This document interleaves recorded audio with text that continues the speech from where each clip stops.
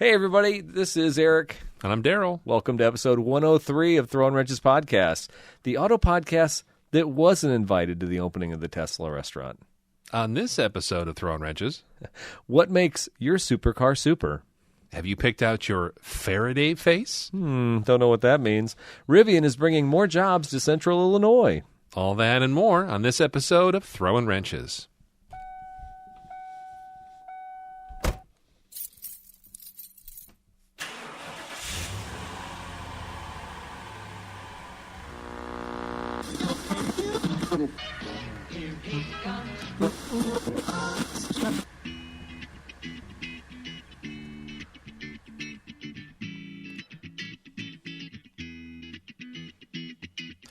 Moving and grooving there, Daryl. Yeah, your guitar work it's better every time you play.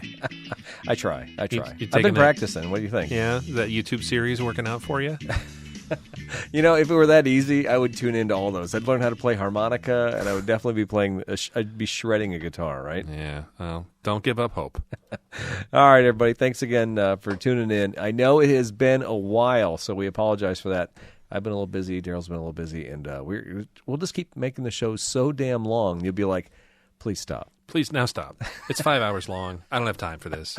Haven't gotten any good emails lately, so if you got something that's on your mind, you want to send us a message, you can send it to info@throwinwrenches.com. You can post a review on iTunes, and you can always comment on any of the Spotify episodes. We get those comments, and we can read those here live on the air. We're also on YouTube, Eric, at least temporarily. How is that working out, I by the way? I haven't looked at our metrics. But we are, you did a really good job of going through the catalog and putting some full episodes. I just put the RSS on there, and then what do you say? We got like 1 million emails saying... Yeah, it was like, copyright infringement detected. It's like, okay, I get it. Some of the little clips or some of the little pieces of music, we don't play. How much? I mean, there can't be that much stuff. I don't Is know. it the Speed Racer theme? Is it George Carlin? I bet it is. I bet it's the Speed Racer. That's probably what it is. Yeah. Although it's, what is it, like 5 seconds or something like that? Yeah, it's not. You're an ex-radio jock. You know how this stuff goes, Yeah, right? but I'm from the non-commercial, fair use world. This is different because, I don't know if we fall under that. But you know what? We're going to be there at least until we get banned. Yeah. No, that's cool. That's probably the most exciting thing that's happened to us in a while, to get banned on something, right? Doesn't that add street cred? I think so. It's kind of like getting the parental advisory sticker on your album. Have you checked yourself on Google AI? Have you Googled yourself? No. Oh, do it. Why? Why would I do that? Because this would be one more thing to add to your cred when it's going through your... I don't want to see... Add it to your LinkedIn profile. Next thing you know, you'll be famous for it. All right. All right. Do you know Daryl Scott? He may have been banned in 58 countries around the world. We don't know for sure. Uh-oh. While I was out gallivanting around the world, though, Daryl can't seem to get it started. His Solara, that is. His new cars might be jealous of all the attention the classics are getting. Hear all about it in the projects happening in the Scott Garage. Hold on. Where's the... Do you want the golf You can clap? see Or you it. want Yeah, the golf clap. Okay, well... Oh, no, that was a little aggressive. That works, too. Yeah. Well, thank you. Thank you. Sounded like Sarah in there. Wonderful intro. She might be in the audience. Wonderful intro. Appreciate that. For those who don't know my co-host, well, all who wander, they say, aren't lost. Sometimes they're just my co-host. He and his lovely wife are finally on terra firma after being caught on Cinque Terre or Terracotta or Panacotta. I don't know where he's at. He's stateside now, so you might as well catch him while you can. He's Mr. Eric Stahl. Oh, very nice. Whoa, Daryl. Why, He's yelling at me. I am not even within arm's reach of the mixer, just for the record. It was me. It's the robot. Thanks again to the Forts Toyota team also for sponsoring the show. Forts Toyota is a new and used Toyota dealership in North Pekin, Illinois. They're 15 minutes from anywhere in central Illinois. There, on their website at toyota-pekin.com, you'll find their inventory of new and used cars. 3 4Runners were on the lot today, and I know that, Daryl, because I work at Forts Toyota. Do you know that? I've seen some videos. Yeah. I try. I love love spokesman thing. I'm telling you what. Oh yeah, have you seen the videos? Yeah. You're doing pretty good on there. I got like 100,000 views on my Tacoma video right now. So yeah, I'm the service manager at Forts Toyota. I get as service manager for some reason I'm the spokesman as well, which makes no sense. There should be somebody much younger, nicer looking, with a better tone of voice and certainly a better face doing this type of stuff. But for some don't sell reason, yourself short. Yeah, you're like remember the old Remington microscreen commercials? Victor Cayenne. I'm not only the spokesperson, but I'm also a client. I think of the Sherman family all the time. Like, if they can do it, I can do it, right? You can. Or that Men's Warehouse guy. I think he's gone now. But anyways, you get the idea. Eric, Wonderful stuff you're putting out there. And also, if folks do need anything from the Toyota family of fine vehicles, where can they find you? Well, you can find it all the Instagram and Facebook and all that stuff at Forts Toyota, but it's also www.toyota-pekin.com. Wonderful. Yeah. So thanks again to the Fort family for contributing to the show all these years. Number one sponsor. Keep it up. Thank you. And our Patreon sponsors. You know what? Not often do I bring back a beer from California from hanging out with one of our Patreon members, but tonight we have that luxury thanks to Patreon member Don, drinking some Green Cheek Beer Company out of Costa Mesa, California. Would you say it was worth the drive from California? You know what? I do appreciate this is the type of delivery. It's a special delivery, if you will. Did you put it in your cooler the entire way? Yeah, I got some problems with that, though. I got a short or something. So that's all right. Yeah. Don snuck this in on my truck. So I had a Prairie Artisan Ale, and him and I shared one, and I had a second bottle, and I would have left it with him. But as I'm leaving this cowboy restaurant one night, he stuck this in the front seat. It was like 9 p.m. We were splitting ways. Yeah. And I look over, and I'm like, "You son of a gun! You gave me beer. He gave me chorizo, and he gave me some tortillas." So I was hooked up, and I gave him nothing. So well, you gave him friendship. That's what you gave him. Well, I hope that's enough, Don. I hope so. Thank you. Don, thank you. Beautiful West Coast IPA with Motueka hops. I can't even say that. What good curves can you throw? And it's is it a parrot taking a swing? Looks like it. Yeah. Something. Fantastic. If you like some West Coast IPAs. And who doesn't? Drink while smiling, they say. Fantastic. Thank you so much. Yeah. Anyway, thanks for listening. Thanks for sharing. Thanks for commenting. And thanks for viewing. Thanks for letting Daryl know that you want a new episode. That you people who bang on him and say, "Hey, when's the next episode coming out?" Well, it's coming. So it's in the oven. Exactly. Like 5 more minutes. All right, we start every show off. And I'm going to tell you what, the project section of this show is going to be long tonight. I'm sorry about that. It's all right. Yeah, that's what happens when Eric takes a month and runs around for a whole bunch of time. So, did I talk about the Rustbusters parts I got for the Tacoma? I think I did last time. Little Mule, what was it? A frame? Yeah, the frame's cracked on the driver's side of my 1997 Tacoma. It's a beautiful little 5-speed, and I call it Little Mule. But it is not safe to load up with wood and take around the yard right now. So I ordered some panels from rustbusters.com. But I got to the bed's got to come off because the mount, the body mount, is also rusted out. So that project went from being a $199 part to about $600 in parts, plus the time and labor to. Yes, you got to pop it off. The bed's got to come off. Yeah, so we're gonna do all this at the dealership, and literally I'm waiting for a dead moment. And fortunately or unfortunately, I just haven't had a dead moment to mess with it. So the truck has been sitting for 2 months at the dealership. Aw, poor little mule. It sucks. So anyway, well, let me ask you this: while you have all this stuff off, are you gonna rust? POR 15 or encapsulate the frame and all that stuff? No, I probably should, but one side of the truck was already fixed before I got it. The guy had used plate steel on the passenger side. Just plated around this crack. Yeah, and so they'd done a nice job. It's held up. The problem is when you get an old Toyota truck like that and it's already started some of this cancer, there's not enough POR to put on the top of it because most everything's coming from the inside, right? Yeah. Those seam welds that are usually rusting out are usually eating from the inside of things. Probably. So, an Illinois truck that's seen some stuff. Yeah, you're probably not. Yeah, so I'm just going to keep nursing it along. Every time I'm on Facebook Marketplace, I'm like, oh, there's another Tacoma with 5-speed. A newer one, a 3rd gen. You know what? Or a 2nd gen. Next time you're out west, look for one out there. I mean, by the time I invested all my money in this truck, paid $2,000 for it. The power steering was bad. Paid another $2,000 for power steering lines and power steering rack.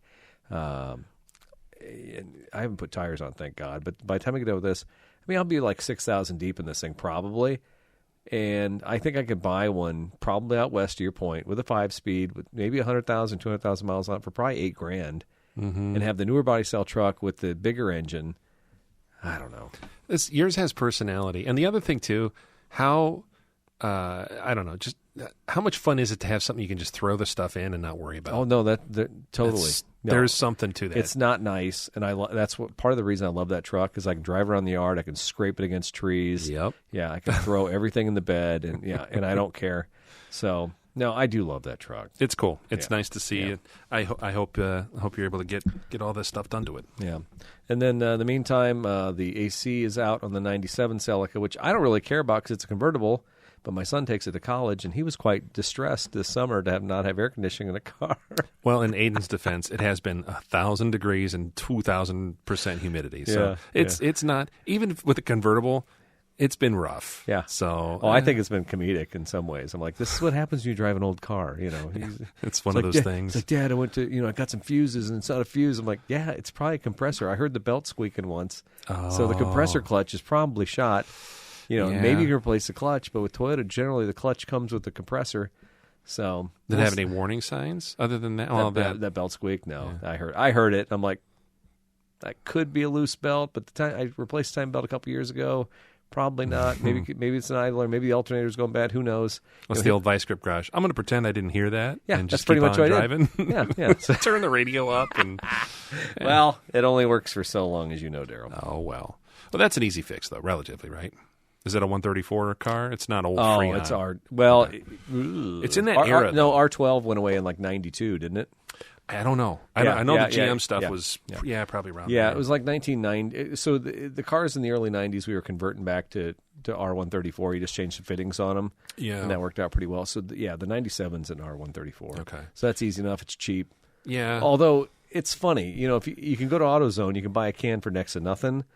But when we go through a distributor and do it properly, it's like $1 million. I always wondered that. So the 134 came out years ago, and it was like, now it doesn't deplete the ozone. Yeah. So any old dork can go buy it at their local store. Mm-hmm. And I've seen guys overcharge stuff, sit in the parking lot and like, hey, it works now. Well, yeah, if you look at the little gauge, you put a manifold gauge set on there, it's about ready to blow. Yeah. And I actually have seen my parents had an Oldsmobile, I think, that the compressor literally did explode. Really? Yeah, there was like shrapnel under the hood and stuff like that.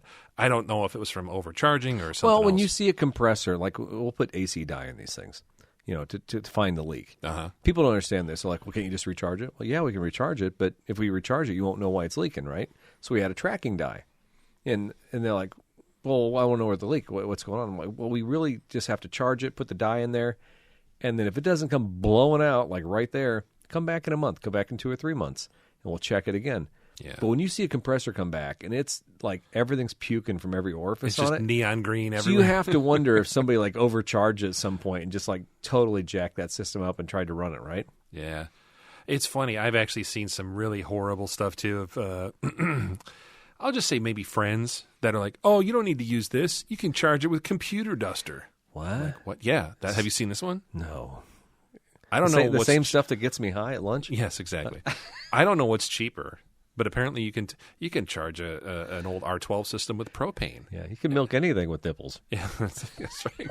So, meet the parents.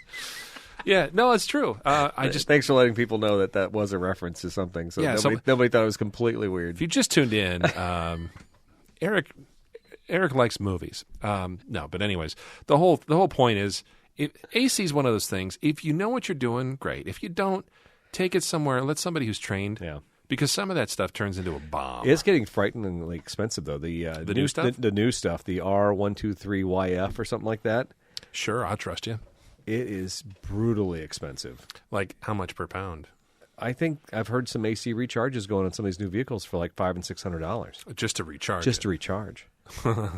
Yeah. Wow. How does that feel? That sucks. It does, but at the same time, it's mystery to me. I tried messing with AC a couple of times. I had a low pressure switch or something go out in my Cobra. Couldn't figure it out, and I'm like, you know what? Forget it. I'm not fixing it. Yeah. And it sucks, but I'm at that point in my life now where if AC doesn't work, I'm paying whatever it needs to get it to work. Although when you're driving down the road and you see like cars, when you see a Lexus with the windows down and everybody else's windows are up, you're like, that guy can't afford to fix the AC. Right? He can afford the car.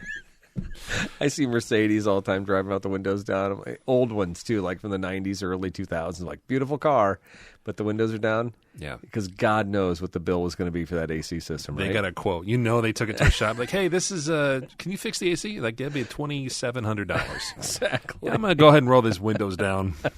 If the switches work, right? Yeah, maybe the windows won't come back up. Maybe it's not even an AC issue. Maybe the AC is running and the windows are all trapped down. Well, that'd be a GM, a General Motors product. Every GM car I owned, it needed window motors at some point. So bad, so bad. Well, cool. Well, I hope you get that fixed. So the last time we hung out, we didn't talk about SCCA, did we? No, I think it was coming up because it was in June. Yeah, it was in June. Okay, late June. Yeah, so that was fabulous. Let's just get into that real quick. So Central Illinois, SCCA, you can find them at cirscca.org, I believe, is their website. But you can also go to Facebook and look up Central Illinois SCCA. I'm on the board with Bonk and a couple other guys. And so this year, they actually are planning 2 events in Mossville, which is just a town. Caterpillar has a factory north of Peoria called Mossville. They have a great parking lot. And this year, 2 events might be a solid year for us because traditionally we've only had like 1 event the last couple of years since COVID. COVID's kind of screwed us up. But anyway, in June, we actually had 2 days in a row, Father's Day weekend, and I was out there for the first time. And I mean, honestly, since before my daughter got sick. So that was great. And I brought a new vehicle. What did you bring? I brought that Tacoma. That's right. That's right. The one that I was talking about in the last episode. So here's the deal. You know, I'm service manager of the dealership. The owners are super cool. Mr. Fort and his son Pat Fort are totally into, you know, the grassroots thing. You know, we want to get involved with the technicians. We want to do stuff, whether it's cars and coffee, whether it's sports car stuff. And so we have this FRS. We have a 2013 FRS that was a flood car from Katrina or something like that years ago. Put a livery on that. That car's fun, supercharged. We got the Supra that was from the Chicago or the Peoria Auto Show. It's a 2021 GR Supra, and we got that car liveried out. These cars have been great for doing SCCA racing, and over the years, I had my daughter Celica, and we've always had just a random car. Yeah. But as I described in the last episode, we had this 2005 Tacoma come in on on a wrecker. It came in on a flatbed. We'd sold the thing new. The guy had given it to his son. He'd roached it, missing the tailgate, missing the front bumper, windshield's broken. And not any kind of Tacoma, right? It's a special limited edition. It's an X-Runner. I'll get to that. But okay. It's just a 2-wheel drive, low boy truck. It's a cab and a half. It's like a bright racing blue. But everything's wrong. The clutch is spent. I mean, it has like Maypop tires on it that didn't fit the rims, weren't even the original size. But I knew what this truck was. This was a Toyota X-Runner, and X-Runners were like a special edition. Why Toyota even came out?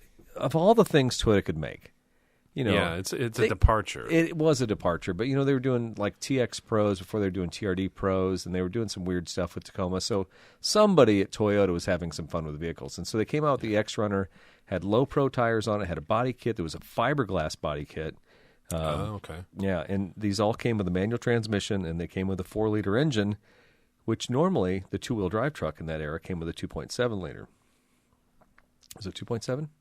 Yeah, the 4? I think it was. Yeah. Pretty sure it was. Anyway, but you get the V6 with a 6-speed manual, and with these wide tires, these deep dish rims.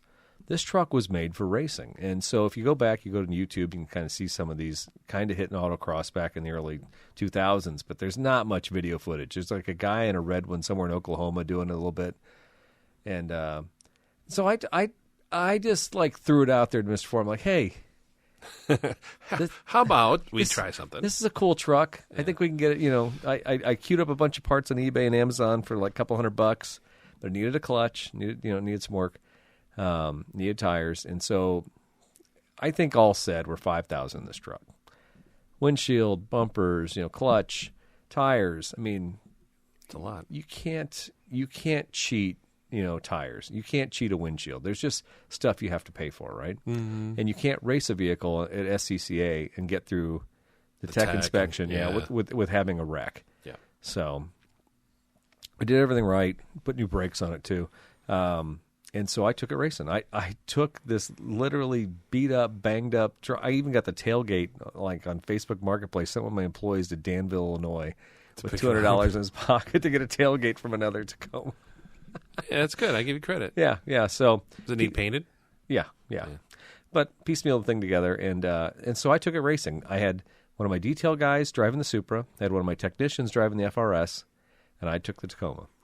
And everybody looked at me like I was absolutely batshit. What is wrong with this guy? Yes. And I swore. That's like a first on the show. We don't normally do that. It's fine. But I had a blast. So the thing is, when you drive a 2005 Toyota, you're not getting anti-lock brakes. You're not getting traction control. This truck was literally one live wheel on the track at all times. What class did they put you in? But I thought it was going to be, I can't remember. I registered for a class, but then Jason Daly, who's been on the show, he told me he was going to bump me to another class. So I was with 2 Honda Civics. Like, okay. Hard to set the pace with it was weird because they were like mid-teen Civics, and anyway, there was a class of 3 of us, and Jacob Vandervine. Anyway, he was in my class. I've known that guy forever. His Honda, I think his daughter drives that car as a daily. He was driving, and I'm trying to remember who the other guy was, but all day long we're competing against each other, and they're ahead of me. I mean, I have nothing, dude. I literally am driving the Titanic through hairpins because when the Supra pulled up next to me, I'm like 5 feet longer than the Supra. Easily. It's crazy how much long, and it's a small truck. It's a Tacoma. It doesn't seem like it should be that long. But I got some great video, and I shared a bunch of it on the Facebook page for Forts, but we don't have a Throwin Wrenches Instagram. What's that all about? I think it's because it's just yours. But but anyway. I had it first. I could put it on the Facebook page. I did pretty good. At one point, I was 1 second behind the Honda Civic, and I can tell you, I was just a smoke show in second gear. I was going to ask how much tire smoke was left that day. Yeah. It was because a couple people wrote to me like, "Man, you really hate those tires." And I'm like, you can't, because there's so much power in that 4-liter, and in second gear, even I couldn't put it in third gear because third gear would just there's nothing there. Yeah, I'd have no traction anyway. I mean, it would spin the tire on command no matter what gear I was in. 4-liter, pretty torquey motor. Yeah. Okay. Yeah, and especially when you're just getting one tire, you're getting you're not getting limited slip or anything out of that thing. So you're just getting the one tire on the passenger rear. What's the gear ratio in that gearbox? I don't know. That's a great question though. I mean, is it not pretty close? It's not for. I mean, the thing was set up for what type of racing though? Is it more? Well, I mean, a pre-runner. So the pre-runner is like the 4x4 version that would like run out in the desert and all like that a stuff. Baja kind of setup. Okay. But the X-Runner was literally for autocross, I believe. Okay. Pre-runner gear. It's like a fun street truck. Yeah. See, and I remember too, like when the more you're talking about that era, I mean, everybody remembers like the S10 Extreme or the Dodge Durango RTs. So it was a 373. Okay. To 1. So there was a period of time where like having a cool street, or the Ford Lightning, on a bigger scale. Yeah, no, you're right. Absolutely. This probably competed with a Lightning. The Dodge SRT 10s, like it was like cool to have this big bruiser truck. But this is a special machine. I don't think I've ever seen. I've seen a couple pre-runners in my time, but I don't think I've ever seen an X-Runner. So the fact that other people got a kick out of it, I'm sure you just lit up the whole scene. They're like, you're going to race that truck? And then everybody's like, does that qualify? So the rule of autocross is it has to be wider than it is tall. And when Toyota developed that truck, they did that on purpose. It does fit the spec. Okay. But at one point, I'm like, we're in the second half of the day. I've been fighting like hell. I'm changing air pressure. I'm like, something. I just can't seem to get. I actually had 2 tires that were low on air. We just put these tires on these old rims. I think it was leaking. And so I actually did worse after I inflated them to proper. I think I was literally driving almost with like 15 PSI. It was giving me better traction. Yeah. But you never thought you'd have to air down right on a track? I pull up to the start flag, and the kid who's waving us through, he looks at me and goes, "Hey, man," because I think it's really cool you brought a truck. I'm like, oh, thanks, man. He's like, this is probably the youngest kid I've ever seen working the course. Who must have been qualified to do it. Yeah. I didn't recognize him. I'm like, oh, thanks. So I said, I'm still like 5 seconds behind, where I need to be. And no, I said, I'm still not getting the time I need to get. I said, I'm behind some of my friends. He goes, hey, man, you're still 5 seconds better than me. And I'm like, okay, really? That made me feel a little better, right? Yeah. Boost your ego a little bit. Yeah, it did. I don't think I finished in the middle of the pack. I was probably 2/3 down or something like that. But mechanically, though, truck held up. Oh, yeah. There's no problem. Yeah. No, it's one of those. You need to drive that thing the next time. If you come tomorrow, I'll make sure it starts and just go take it out back. Yeah, it'd be fun. Oh, dude. Yeah, I'd love to see it. I haven't seen it in person, so it's a beater. Don't get too excited. And I heard the windshield leak, so if it's been raining, it might be water in the car. Might be a little moldy. I'll bring some Febreze. How about that? Cool. Yeah, so that was fun. And then, but I tell you what, my detail kid, he did 2 days of driving. He drove the Supra one day, and he drove the FRS the next. He was great. He's never done it before. Younger dude? Younger dude. Yeah. The first half, he drove so slow. I'm like, what is going on? The second half of the day, he was hitting it hard. He did everything right. And I was just so proud of him. And I told those guys, I'm like, man, you guys did great today. I'm really proud of you. And then the next day, he took the Supra out and did really well with it. He got the bug. He did. Yeah. Well, I just love seeing when these young kids do this stuff, and I hope it just plants a seed with them, And I hope they also I know they do recognize. I know the technician for sure recognize that this is special. That you get to do that. He lives in Metamora, so he'll take the car up to what's that at the square? Cheeseburgers and car shows. Oh, yeah. What do they call it? Hot rods and hamburgers. Yeah, hot rods and hamburgers. Yeah. So he loves that stuff, and he always asks if he can take the Supra. And so many people are like, man, I can't believe they'll take that Supra. I'm like, a 4Runner costs more money than the Supra at this point, Well, and I give you guys credit. I give Ford's Toyota of Pekin a lot of credit, too, because like you said, they're out, they're visible in the community. And then also people see that. Younger consumers, even though, let's say they're not going to go out and buy, like some young kid's going to see that and go, what are they going to rush and go buy a brand new Supra or, an 86 or something? Probably not.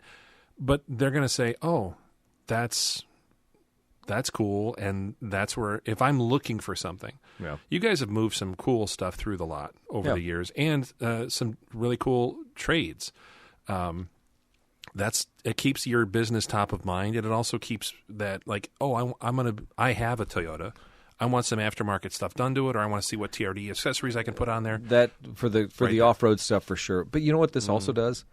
I never want for techs. You know how many times we get? I have guys right now texting me like, "Hey, got any jobs open?" Guys want to work in my shop. It's good exposure for a recruiting tool. Even though I don't have air conditioning in my shop, I still have guys who are like, "I'd work at Fort's." Well, it's fine this week. Last week, yeah. But no, seriously, the biggest conversation we have, and I want to get Regan back on the show. I spent a couple days with Regan last week. Nice. And technician recruitment is still a massive, massive issue for the auto industry. Every dealership, and I go to a meeting. 3 weeks ago, I was in Salt Lake with a dealer meeting, and everybody's talking about how do we recruit technicians. I'm like, because they're struggling. Yeah. Well, and Regan was good the last few times. Obviously, talking about like what's the pipeline? Is it trade schools? Is it vocational stuff? Is it starting them younger in high school? And that's all great, but how do you get them into your store? Yeah, you can do all that. You can lead the horse to water. You can make a hell of a technician. But then, how do you get them to work for you? Yeah, and keep them once you train them up, and they're happy. You want to keep them there. Well, that's awesome. I'm glad you got that truck running. I love kind of a Cinderella story where something comes in on a flatbed, and you're like, oh, I feel so bad for this thing. Yeah. Let's give it the respect it deserves. So can't wait to see it. Well, the cool thing was Mr. Fort was like, what kind of livery are you going to put on? I'm like, really? You want me to spend any money on this thing to put like stickers on and stuff? But do you have it stickered up? No, I have nothing. It's just a blue truck. It's just blue. Yeah, with a black bumper that I got on Amazon. And a different colored tailgate. I love it. Well, the sky's the limit. Yeah, we'll see. We'll see where we go. I'm definitely racing again in October if we get another race going. So, okay. Yeah. Maybe Mossville. Anything in Pekin? Anything closer to your neck of the woods here? No, you know what? I'm being the mayor. I probably am never talking to that woman ever again. So it might not. Might not do anything in Pekin. Yeah, and what that alludes to is the city owns the airport, and so if I had any leverage to get anything done with the airport, because the airport's kind of turned us down, they got a bunch of excuses, but I could really make a big mess out of this thing if I wanted to, but it's just not worth my time. So, no, Mossville's a good facility. It is, and so we appreciate Caterpillar helping us. We did have somebody drive off the track and go through the chain link fence this year in their vet. Stupid. It's just so stupid, man. Yeah, it happens every year. It seems like we got one person who has to just like put us on the edge of maybe losing our events, right? Well, did it get taken care of? Yeah. Okay. Yeah. Good. We got a meeting next Tuesday, so we're going to talk more about that. All good. Yeah. Also, I went camping in Utah. We talked a lot about that on the pre-show. Ange and I drove out to Utah, and we took a Tacoma, did 3 days camping. We went out to stopped in Mitchell, stopped in Saratoga, Wyoming, and then we went down by Provo that wasn't Provo, but it was Starvation Park outside of it's like south of Park City. Anyway, was this a business pleasure? Was it a combination trip? Or so this is my birthday week, and so we got out of town. I had a meeting on Wednesday, so Ange and I we took off on a Sunday and then just headed west. So a couple days of it on me, and then the rest of the week was on the work. And then Don and I, where I got this beer, hung out on Friday and Saturday. Very nice. He's California, right? Yeah. He drove up. He drove up 12 or 14 hours, hang out with me, and then it all went south. I actually had to leave a day early because Angela's mom was ill, and so I came back early. Yeah, but anyway, no, that was a great trip. We talked a lot about that on the pre-show. If you don't get the pre-show, well, sign up to be a Patreon subscriber or iTunes Premium. You can hear all about it there. And then last but not least, you and I talked about this on the last show, the Roar Show at St. Louis Art Museum. Yeah, that ran from, February or April or something until the 27th of July. Yeah. I really wanted to go, and then I saw you guys ran down there for a day trip. I'm like, dang. Another Patreon subscriber, the Steegers. Thank you so much. Joel had heard our pre-show, and then he texted me. He's like, "Hey, let's do this. Let's do a big thing." And then I found out you were gone doing stuff anyway, and then we had some other friends. They were busy, so Steegers and us went down. St. Louis Art Museum. Is that who hosted it? Yeah, it's right next to the zoo. It's a nice little. It's a beautiful spot, actually. It's a free museum to the public. All of that stuff in that Forest Park campus, the zoo, the planetarium, the art museum. Is there a children's museum in there too, or something? The Muni. There's a bunch of stuff there. Sarah and I got married in Forest Park, so that's cool. She loves. All that stuff. Like as kids, they went to the zoo all the time because it was free and it was cool. That whole area. If anybody wants to talk about places to go, people talk about going to Chicago and seeing all the museums. I'm not a St. Louis fan, so this was kind of new to me. St. Louis is where it's at. You guys got to go spend a week, a nice long weekend in downtown St. Louis, and hit those up. What did you think of the museum? What did you think of that exhibit? Okay, so I wish I would have had more time to spend in the actual gallery. I love the Art Institute in Chicago. It's like as a kid growing up here in Chicago. Always went there, loved it, and so I didn't feel like I got a true impression of that museum. But now I know it's free. I can go anytime, right? Absolutely. So we'll probably do that again. But the Roar Expo was basically Art Deco from France from post-World War I. Okay. And it was very cool. So basically they attributed to like this giant increase in art and cars and clothing because of the manufacturing process has been developed in World War I. And so they used a lot of that technology to mass produce things. And they could make things even cooler than they'd done, previously before World War I. Yeah. But it's a short period. That time in Europe is very fleeting. So, but the expo or that display was basically clothing, art, and cars. And there was probably 7 or 8 rooms. It wasn't as big as I'd hoped it was. Yeah. But my God, man. It was pretty. I saw your pictures, and then I saw the sculptor here in town, Preston Jackson. Oh, I follow him on social media. He was down there, I think, either the day after or the day before you guys were. Okay. And same thing. It was just like he was wowed away by everything in there, just from a rolling sculpture. People talk about like classic cars from 20s, 30s, Art Deco, especially French cars, as being rolling sculpture. Did you feel like it was? Yeah. It was that, or was it just like cars plopped in a museum somewhere? No, there was a couple cars. There was a giant, I guess there's a giant. God, what was that thing? It was supposed to be like a Rolls Royce type thing that it wasn't Bugatti. Like a Delahaye or a Delage or some weird French super expensive but stuff. Yeah. They only built like 40 of these cars, and it was it had the driver was separate and then the cab up front and all that stuff. And just like looking at the size of this thing, that felt like old car museum stuff. But when you got to, and I forgive myself, I don't know the names of these models. It's just not my wheelhouse. No, you're fine. But that one that was like two-tone, that's basically the star of the show, that looked like a Tex Avery cartoon. And I said that on my Instagram story. I don't know if you saw that. I compared a couple of Tex Avery cartoons of Cars of the Future. Yes. And they were all curvy and swoopy and stuff like that. And I know this how everything went. When you look at airplanes, you look at the DC-3, you look at like how the art and just how the design of things. The design meant more than the actual function. Because the lines mattered, right? Can you imagine, especially nowadays? Obviously, you see the new stuff as it rolls off the truck at the dealer as it comes off, and you're like, oh, that's a sharp looking truck or a nice looking car.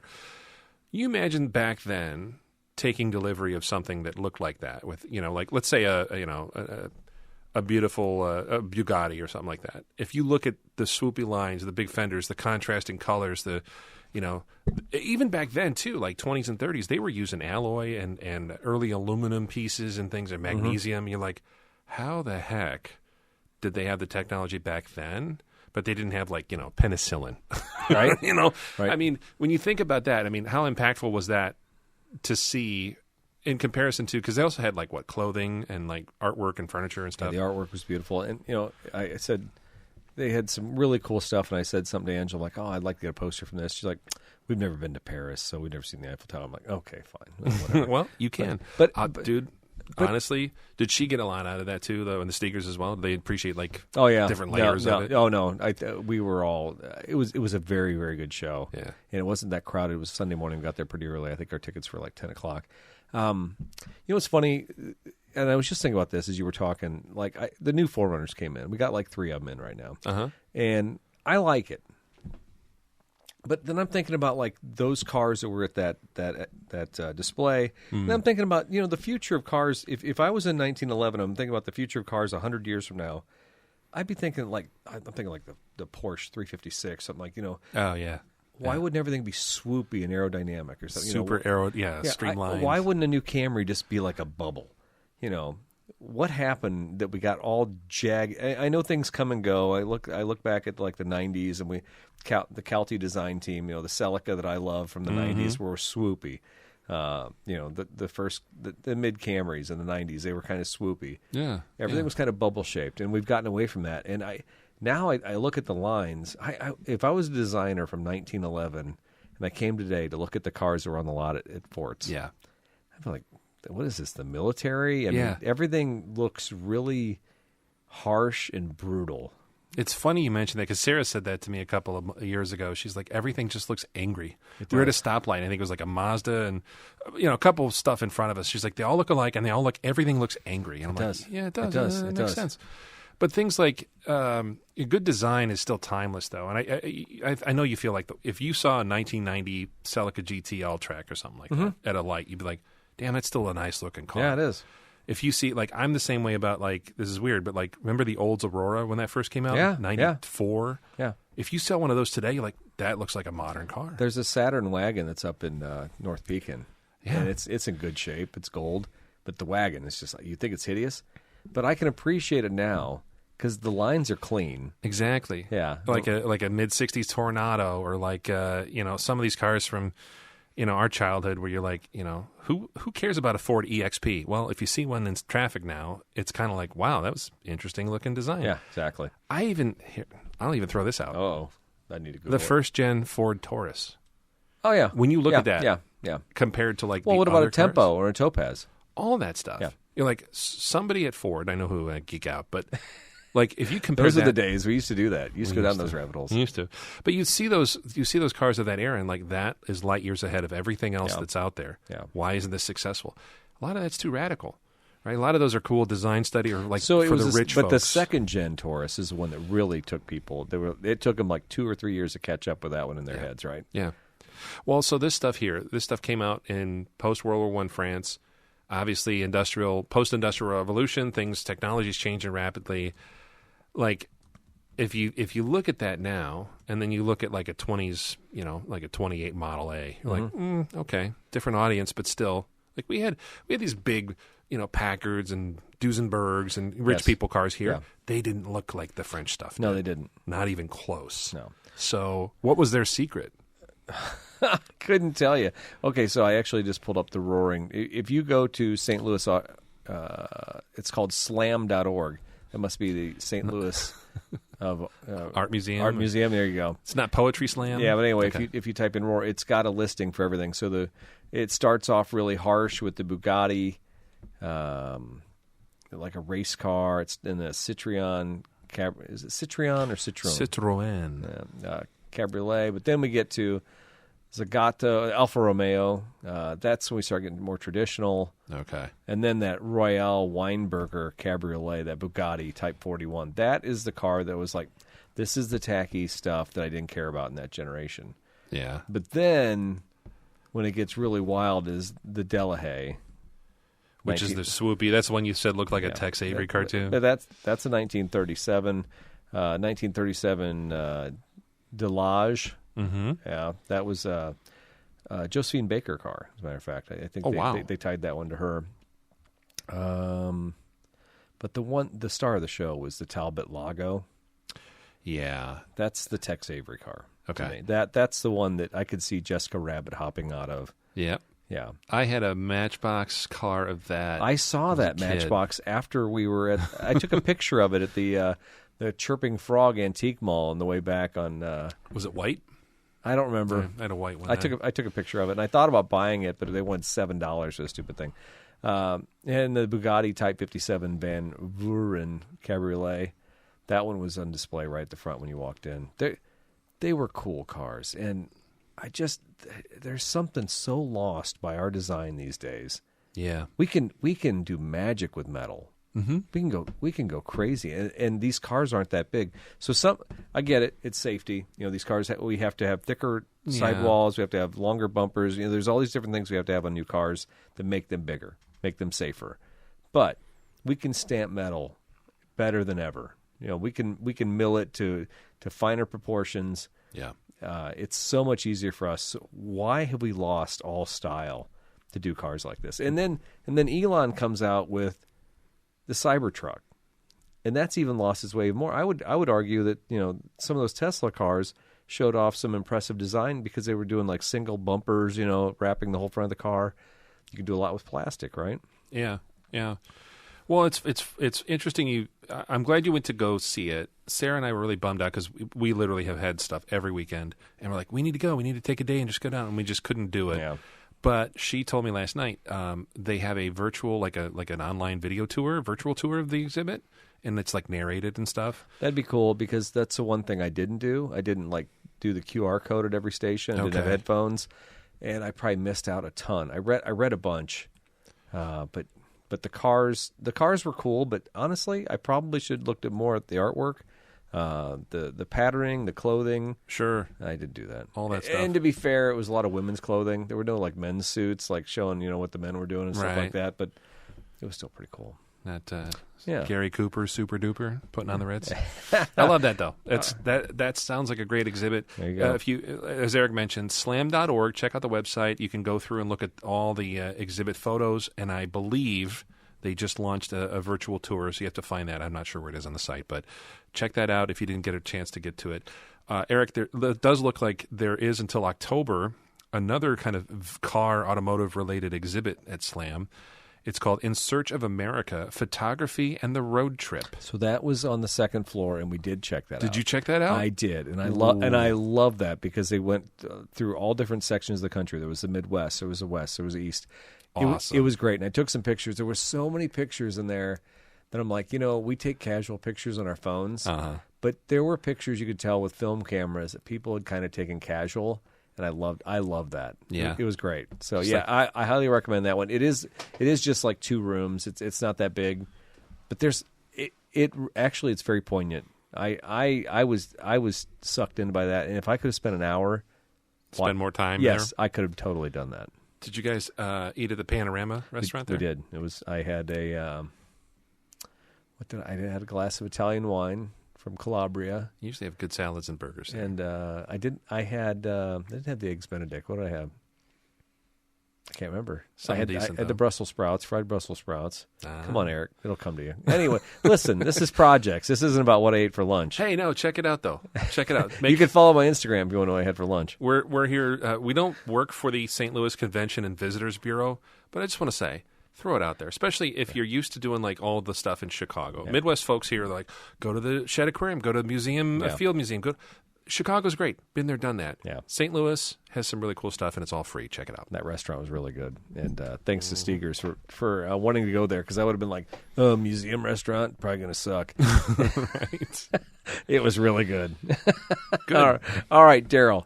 41 minutes deep into the show, I spent 20 minutes talking about projects because I've always got garbage to talk about, and all I could think about is your poor Solara. Sarah's poor Solara. Sarah's summer Solara. She calls it something else, but no, it's a 2007 Solara SLE convertible, and it's a lovely car. We actually did take it on a couple of trips this summer, just little weekend day trips here and there in May and June, whatever. But to be honest, it's been super reliable. Great car. Finally got brakes gone through last summer. It runs like a champ. Except, little thing this week where I was helping a friend of mine out actually, oddly enough, bringing a jumper pack over to jump one of their vehicles. It was when it was really hot out. And people always say... Oh, that's like the last month. Well, yeah, it's been in the 90s. It's been brutal here in the Midwest. And the one thing people always say, oh, the cold, that's when you need a battery. Cold kills a battery. Sure, okay. It's heat. Heat actually kills batteries big time. So I got the jumper pack. I was going to go do the good turn and go help jump my friend and then go get a battery for him, with him, whatever. I get the stuff. I throw it in the Solara, and I go to start it, and it goes... It does this weird thing where it like... I wasn't getting anything. I was getting power. I was getting, you flip the key. I heard the solenoid click, but then I also heard like something didn't seem right. So I'm like, well, I'll check the voltage of the battery. Voltage was up there, close to 13 volts. I'm like, well, that should be enough to turn the thing over.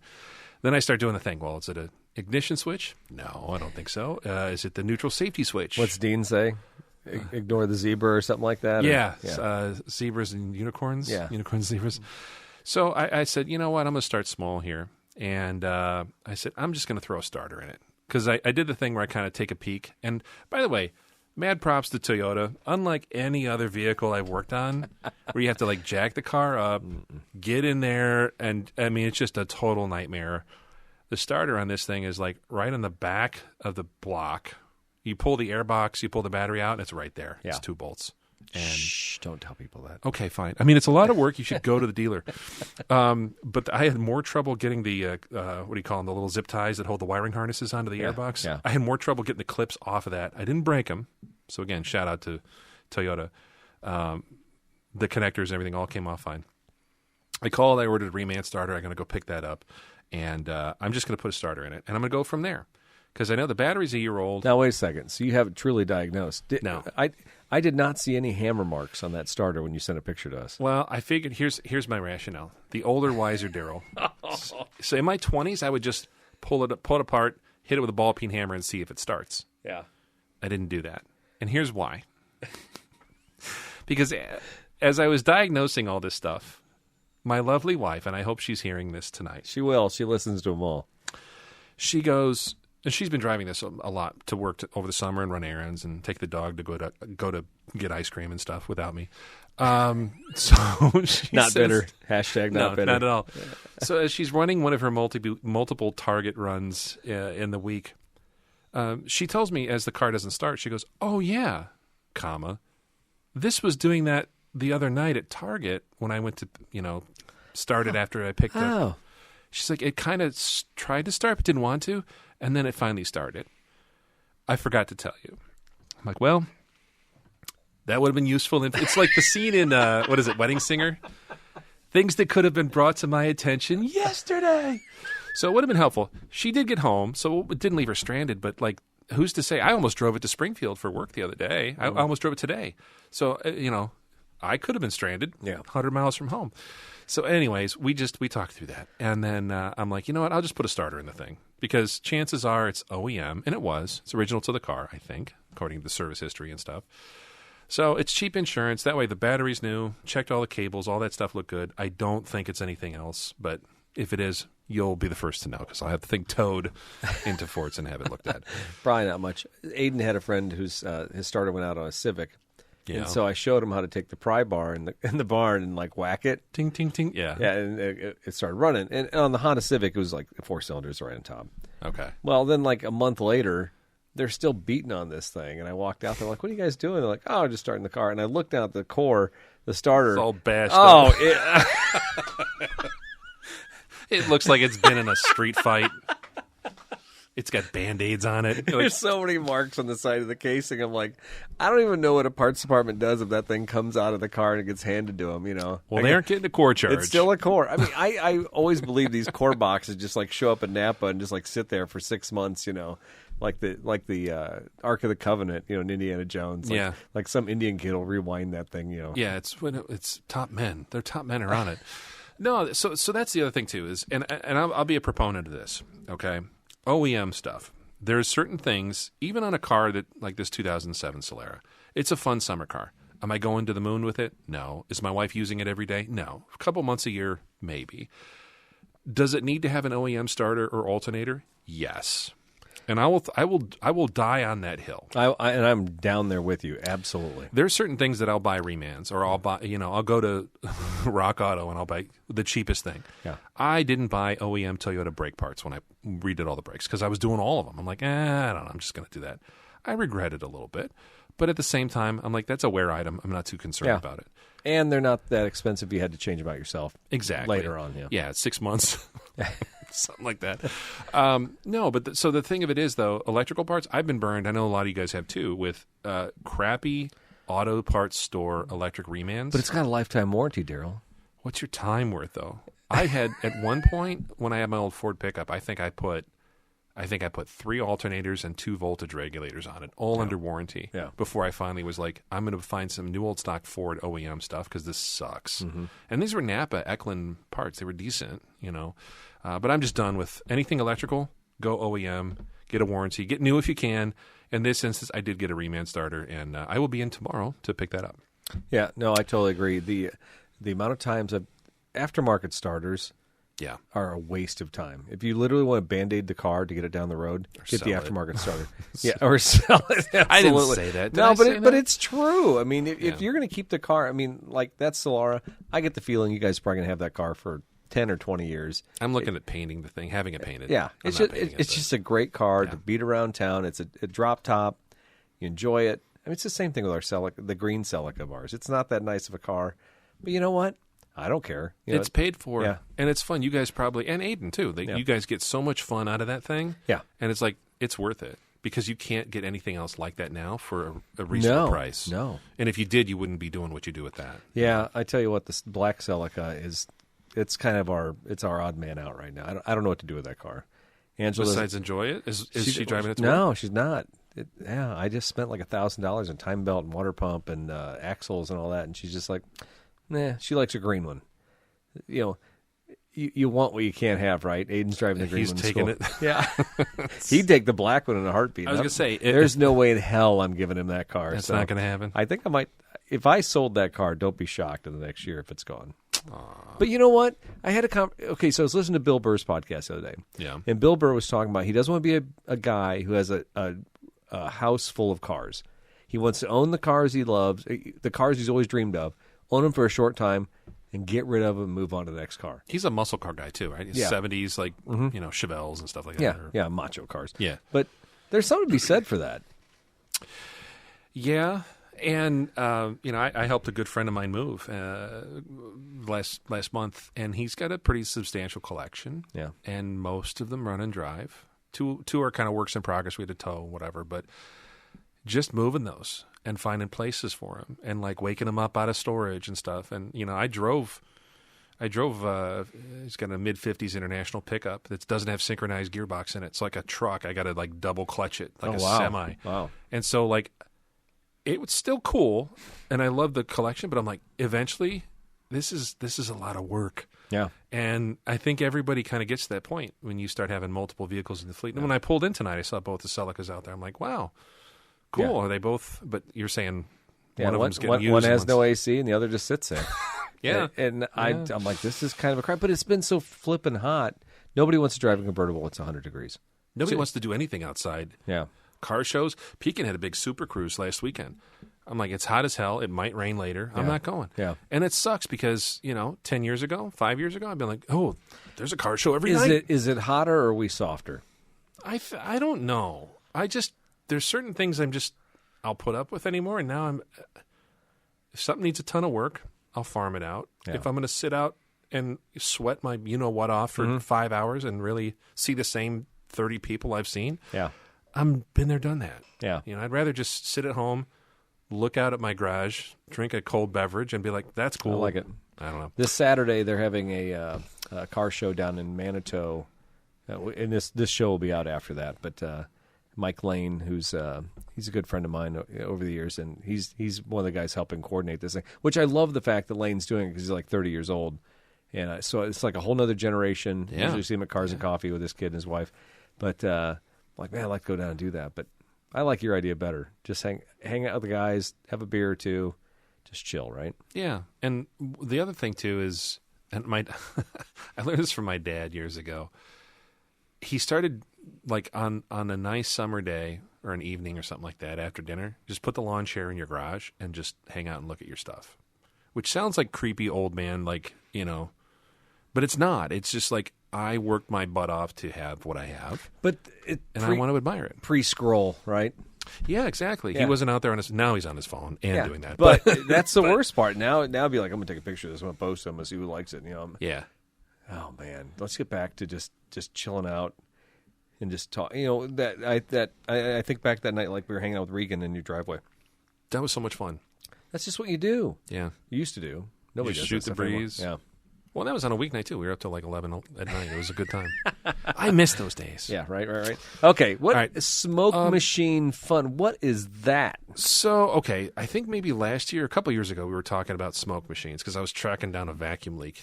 Oh, this is when I had Super Tahoe. Oh, I thought maybe that you were doing like a Halloween thing. No. No, it was one of those like late night doom scroll things where and it was like on the TikTok shop, here's the special whatever. And I still, by the way, never, you ever bought anything on on the TikTok shop? Yeah, heck yeah. With a compromised credit card? No. No, Okay. never had a problem. Yeah. I've been scared too. But I did see. Well, that's why you buy stuff with Visa, or your MasterCard, or whatever, and just dispute it. Yeah, exactly. It's fine. Yeah. No, so I saw a thing and it was like for a smoke machine, automotive smoke machine to diagnose leaks and stuff. And I went and I found the brand, and I went on Amazon. I found it for the same price it was on the TikTok store. So I said, you know what? This is a pretty good deal. I'm just going to go ahead and buy it. It was like $70 because I had to help my little brother here track down some vacuum leaks and stuff on his project car.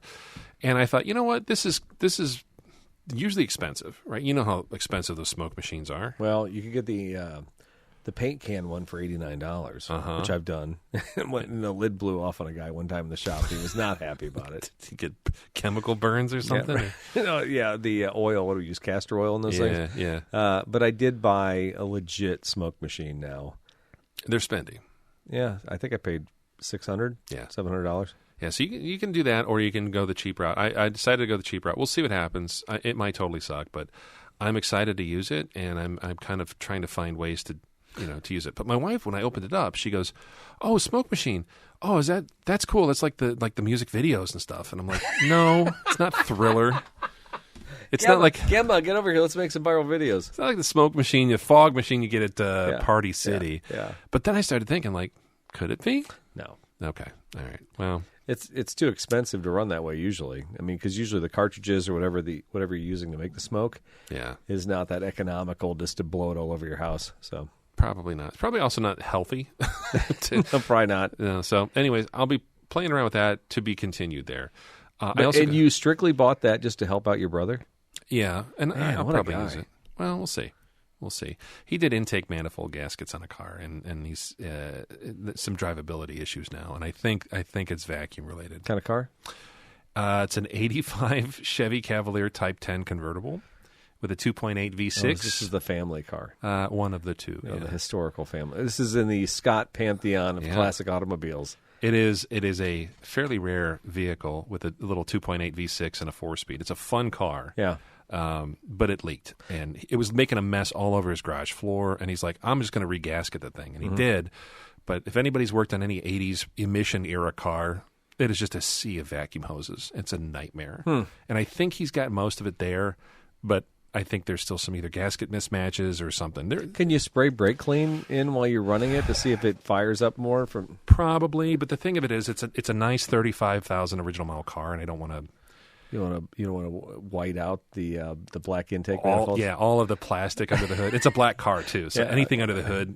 We're trying to keep it legit. Right. I'll send some pictures. It's a nice looking car, but he's like, hey man, it's almost August. I haven't driven this damn thing in a year. Like I kind of want to. It's convertible season. I want to get this thing out, so I'll pop up there this month.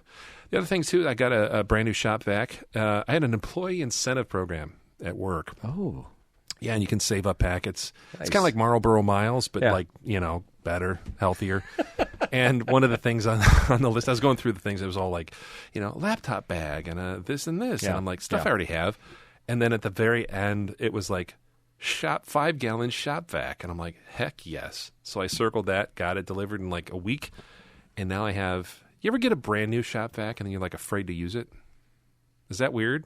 No. No, I use it too hard, and then I ruin the filters. I'm like, oh, look, now it's just like the old one. It's just as messed up as the one I replaced.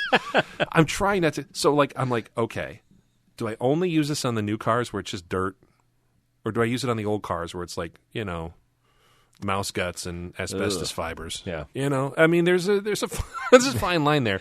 So I'm trying to, I'm just going to flip the switch this weekend, and I need to vacuum some stuff. Yeah. So, what brand is it? Shop Vac. Oh, it's the real legit. deal. Yeah, and it's got like the 3 different types of filters. Nice. So I don't know. Maybe I'll have you come and just christen it for me, so then somebody else can do it. Yeah. And then I don't know. I won't feel so bad. Yeah. It's kind of like getting that first dent in your car. Okay, so I saw your last note on here, and I saw the clips and the pictures, and I can't remember who you went with. Did you go to the? Did you go with the people, the museum people, or the paper map people, or something? Yeah. So our friends Ryan and Andrea, who run that Paper Maps and Coffee on Instagram. You can check them out. That's their handle. This is cool. 80s Car Museum in Dwight. Is this a full-time display? I could go see this anytime? It is, and we need to go because honestly, I could go spend like another half a day there. Okay. It's crazy. Okay. So I met my little brother, and we were hoping to get his Cavalier running by then, but we didn't. So anyway. Because being an 80s aficionado and an 80s kid, he would have gotten a kick out of it. But we met, our friends Ryan and Andrea, who run Paper Maps and Coffee, as well as Eric and Beth, the brothers that Bonk, who does the autocross with you. And Sarah and I drove up there. And in Dwight, Illinois, on Old Route 66, there's I don't know what it was, maybe an old grocery store or something. It's a big building, kind of like close to an old diner and some other stuff. 2 guys started collecting weird cars from the 80s.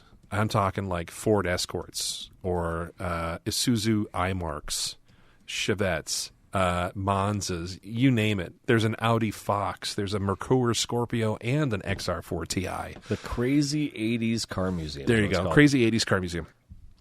They don't have a website. They have a Facebook page, and the only reason I was able to find out about this is this Honda. Yeah. There's some cool stuff there. There's probably, I want to say like, 50 cars in that collection. It was 2 guys that started collecting, and they just kept doing it. And they were relatively cheap. But every one of these cars is in remarkable shape, nice original condition, and they just kind of said, you know what, we're going to open this to the public. K-Car.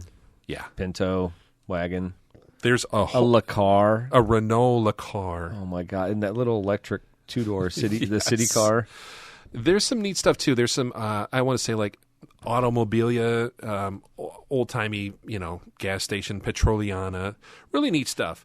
But it's free. They do take donations. But if anybody's in the greater Dwight/Joliet/Chicagoland area, or anywhere in the Midwest that's accessible right off of Interstate 55. They have multiple Subaru Brats? Yeah. Dude. Wow. I think it's worth going. I think we need to take a little road trip. And the diner there in town is pretty good, too. Yeah. We had a good time. Again, all of our friends were kind of like, hey, this is a fun little day trip. And so we hit that up, had some good diner fare on the way home, and then, of course, we had to stop by Wally's in Pontiac. I'm not a fan. You're not a fan? No. Why? It's it's a Buc-ee's wannabe. It is a shadow of what a Buc-ee's is. Is it really that different? Yeah. Yes. Really? Yes. What bucket does Buc-ee's fulfill that Wally's doesn't? Oh, the barbecue at the Buc-ee's is insane. Really? Get the 3-meat combo sandwich at Buc-ee's, and you'll be blown away. What's the closest Buc-ee's? By the way, I don't even know how you spell it because it's spelled like Bussies. It's kind of like how you spell Chick-fil-A. It's like Buccees or something like that. So Wally's in Pontiac, Illinois, for those who aren't from our greater listening area. Well, there's also one in St. Louis. Oh, is there? Okay. Yeah, there's 2 Wally's. But no, I think it's like a Buc-ee's. Yeah, they want to be. No, it's a wannabe. And to be strong opinion. To be fair, that is his warehouse. It's as big. It's as much square footage as a small Buc-ee's. They have the center pavilion for food. They have the coffee station. They got all the different stuff. You would think you were in a Buc-ee's, but I'm telling you, the action in a Buc-ee's is completely different. Interesting. Yeah, you have to go to one. So the last one we've been to 2 now. The last one I was at was in Columbia, Missouri. Okay. And I'm shocked. Now, what sucks is I've been reading articles about how Buc-ee's basically vacuum all the people out of communities because they're eating there. They're getting all the beverages there. So it literally, it's like bringing a Walmart to a small town. Okay. It's like killing all the local businesses. So be careful what you wish for when the Buc-ee shows up. I can see that, and I can appreciate that. So something to think about for sure. Yeah. You're right. I have to go to this museum. Dude, I love the original Le Car. Yeah. That thing is so cool. Yeah. Really neat. Actually, Renault's coming out with a Renault 5, a new version of that. Really? And it uses some styling cues. So, yeah. And that Honda Civic, that little blue one they have there, holy smokes, man. That is a cool car. Clean. Yeah. And I didn't bring this up when I was talking about my trip. I got to talk about my stuff now. Yeah. I went to the Land Cruiser Museum with Don. I went to the Toyota Heritage Land Cruiser Museum. In Salt Lake? Yeah. How is it? It's amazing, Yeah. but it's overwhelming. So if you're a casual lover of Toyotas, you're like, okay, this is kind of cool, a bunch of old trucks. If you're a Toyota truck geek, you could spend 8 hours in there reading every description, doing the QR code, listening. So that's the hardest part about that place. Where do you stop? Is it nicely curated? I mean, they got stuff from all the different eras and series. They got every different version of a Land Cruiser in there. Even one that was burned up in the Los Angeles fires is like sitting in the middle of it. So, wow, very cool, and I highly recommend it. It is expensive. I really thought, I think they wanted like $20 a person or something to go into that thing, but where else are you going to go to the Land Cruiser Museum? Nowhere. So yeah. No, take that in. Yeah. So that was cool. But for Central Illinois, I'm looking. So there's a lineup picture on Google Maps that shows all the cars down the middle of the row. Yeah. And it kind of reminded me of that's what all of a sudden I'm like, oh, Land Cruiser Museum. Similar setup. Yeah. Yeah, really cool. I highly recommend bringing in some cash to do the donation thing because they do kind of kindly suggest and then they suggest again and then maybe hint again that a donation would be nice. Which is fine. Hey, they're doing their job, but and somebody's got to keep the lights on, so it's a good thing to do. But yeah, definitely worth taking time if you're kind of an '80s geek or '70s geek and you like weird stuff. Check that out for sure. Crazy '80s Auto Museum. Check them out on Facebook. Is that a Tata? Which one? I don't know what this thing is. It's a blue. Hang on, I'm going to turn this around for Daryl so you can see it. That's the back of the Honda. But it doesn't say Honda, so I don't know. It's the CVCC or whatever that was. Civic predecessor, little tiny car. It's the same color, yeah, definitely. Okay, I just don't recognize that Tata. I don't know Honda. So I mean that's my Achilles heel when it comes down to anything when it comes to classic cars. I have spent 30 years with one manufacturer. Yeah, no. So when people are like, when people talk about this or that, they're like, oh yeah, is this engine 427? Like, don't know any of it. I don't know. I know a 3.5. I know a 3.3. I know the Toyota engines. 22R. Yeah, exactly. But Crazy 80s Car Museum. Check that out. Good find, Daryl. Yeah. We'll do it sometime. And we'll explore some other stuff. Got it. All right. Good convertible trip maybe this fall. Love it. All right. It's time for we're only 1 hour and 7 minutes into this. We're taking this sucker to 2 hours. We're going to take it. We're going to make record time on this one. All right. It's time for the news. Special effects. Yeah, I like that. Been working on that for 5 years. All right. All right, first article tonight. We're going to pick on Nissan again because it seems like we just like to pick on Nissan. I don't know why that is. Maybe they bring it upon themselves. What do you think? Yeah, a little bit. On a report, Nissan is closing 2 more production plants by 2027. This is from Justin Banner at Motor Trend, and this article came out on July 21st. With Nissan in dire straits, Japanese brand has been reaching for every avenue to save itself through its Re-Nissan initiative. Re-Nissan. It's like Nissan. It's almost like it's a memo.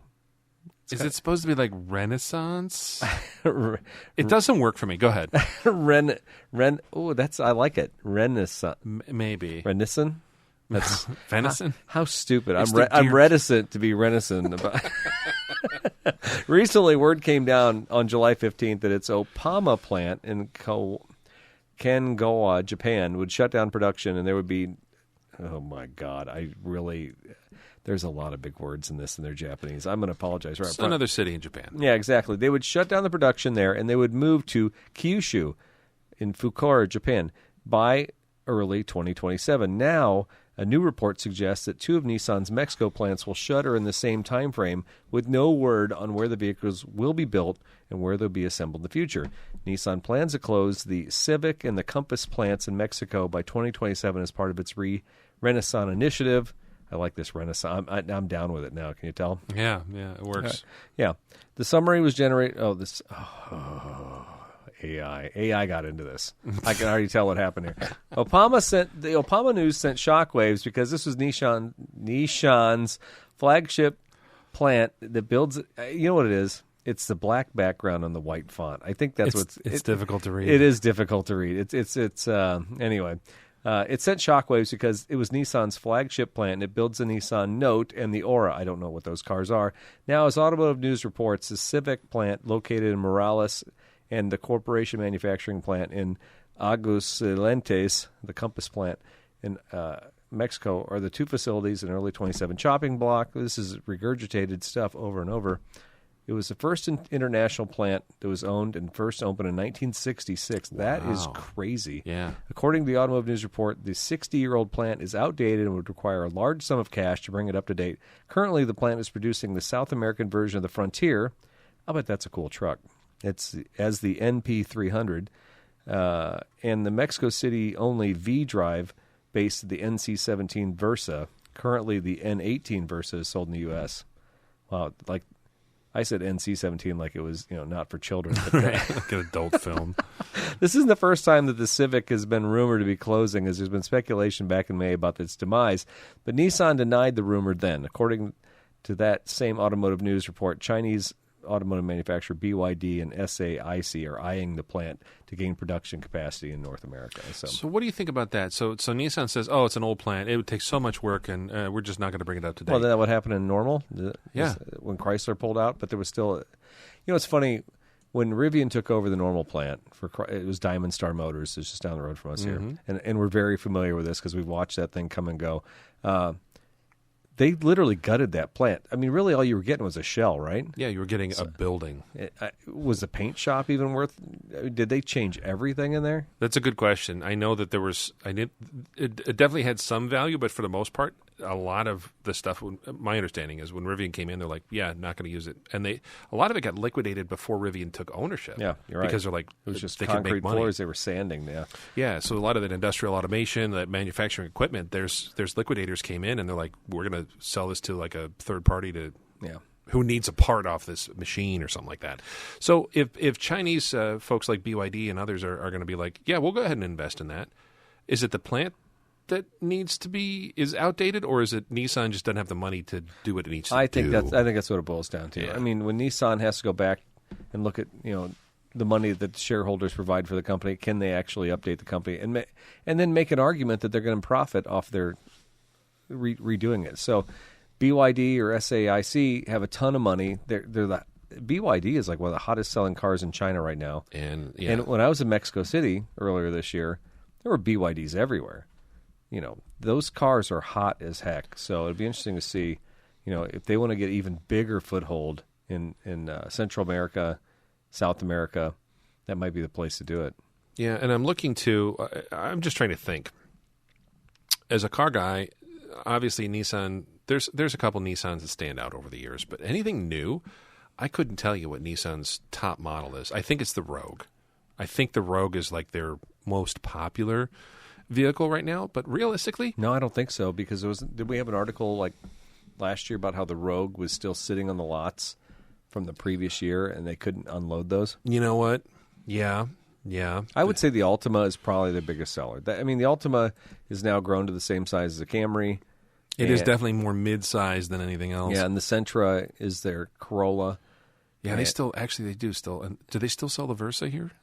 Yes. So you can still buy a sub $20,000. Yeah. And the Frontier has been advertised as the cheapest truck you can get in the United States, right? They're not bad. I know a couple of people that have bought those because it's a bargain for what it is, and it's a decent made truck. My friend Cindy Pope at Northology, she's been rocking a Frontier for a while. FX4. She loves that thing. So you can get one kitted out pretty nice. Yeah, for cheaper than Tacoma, no doubt. The end game though for Nissan is.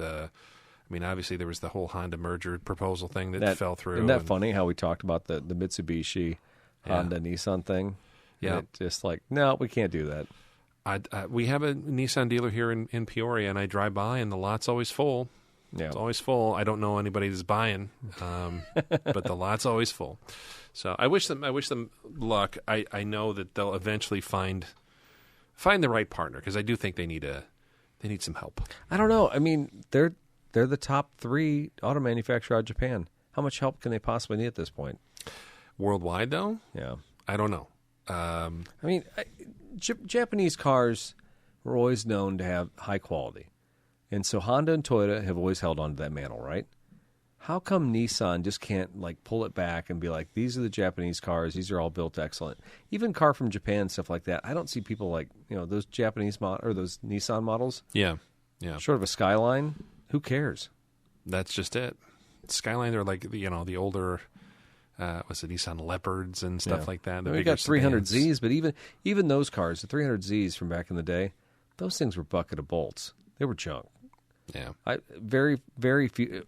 We don't see any on the road around here. No. Locally, I couldn't tell you the last time I've seen one of those wide-body 300Zs from that Yeah, that I mean, time. Jason Daly races one. He kicks ass with it, but that's not his daily driver. And you just don't see him like you used to. No. When I was a salesman in the 90s, those cars were hot. They were fast. And they were unreliable. Yeah. I was going to say, when we first moved to Peoria, there was a guy at the end of our street that had a silver one with like a giant intercooler. And I mean, he clearly he was working on it. I never saw that car leave the garage. Ever. And if I drove by there tonight, it'd probably still be sitting there, which is sad, because it is sad. Love to see that. The lines on those cars were beautiful for their time. Yeah. No doubt. Is the new Z selling at all? Because I see ads in my Facebook, the stuff that pops up, and it's like rebate, stuff. Mm-hmm. I'm like, on a Z car? Yeah. That used to be a hot car. Why would we need to incentivize that? Because it's still 40-ish, 45. Maybe. I don't know. The sticker price on that is not bad. And it's, turbo, almost 400 horse, I think. Yeah. I think it's on paper, that looks like a great car. But the reviews when that came out, dogging it. And I know, it didn't live up to the hype, I think, which is unfortunate. I don't know. We'll see. I want a Datsun. You know what? Maybe that's what Nissan needs to do, is to shed, you know what I'm saying? Like a little the cleanse. Datsun are the Japanese models, right? Just say, this is a Datsun because it was built in Japan. Sure. Yeah. There's give it that probably some family offense that was the Datsun family must have offended somebody, so they had to rip their name off the company. Right, and just change their name and stuff. So what you're saying is probably blasphemy to somebody. I'm sorry. Yeah, you don't know history, Daryl. Speaking of weird names and weird vehicles in general, what the hell did you find here for this next Have article? you never... okay. No. Seriously? Come No. on. All right, this is our headline for the show. The Faraday Future, or the Faraday FX.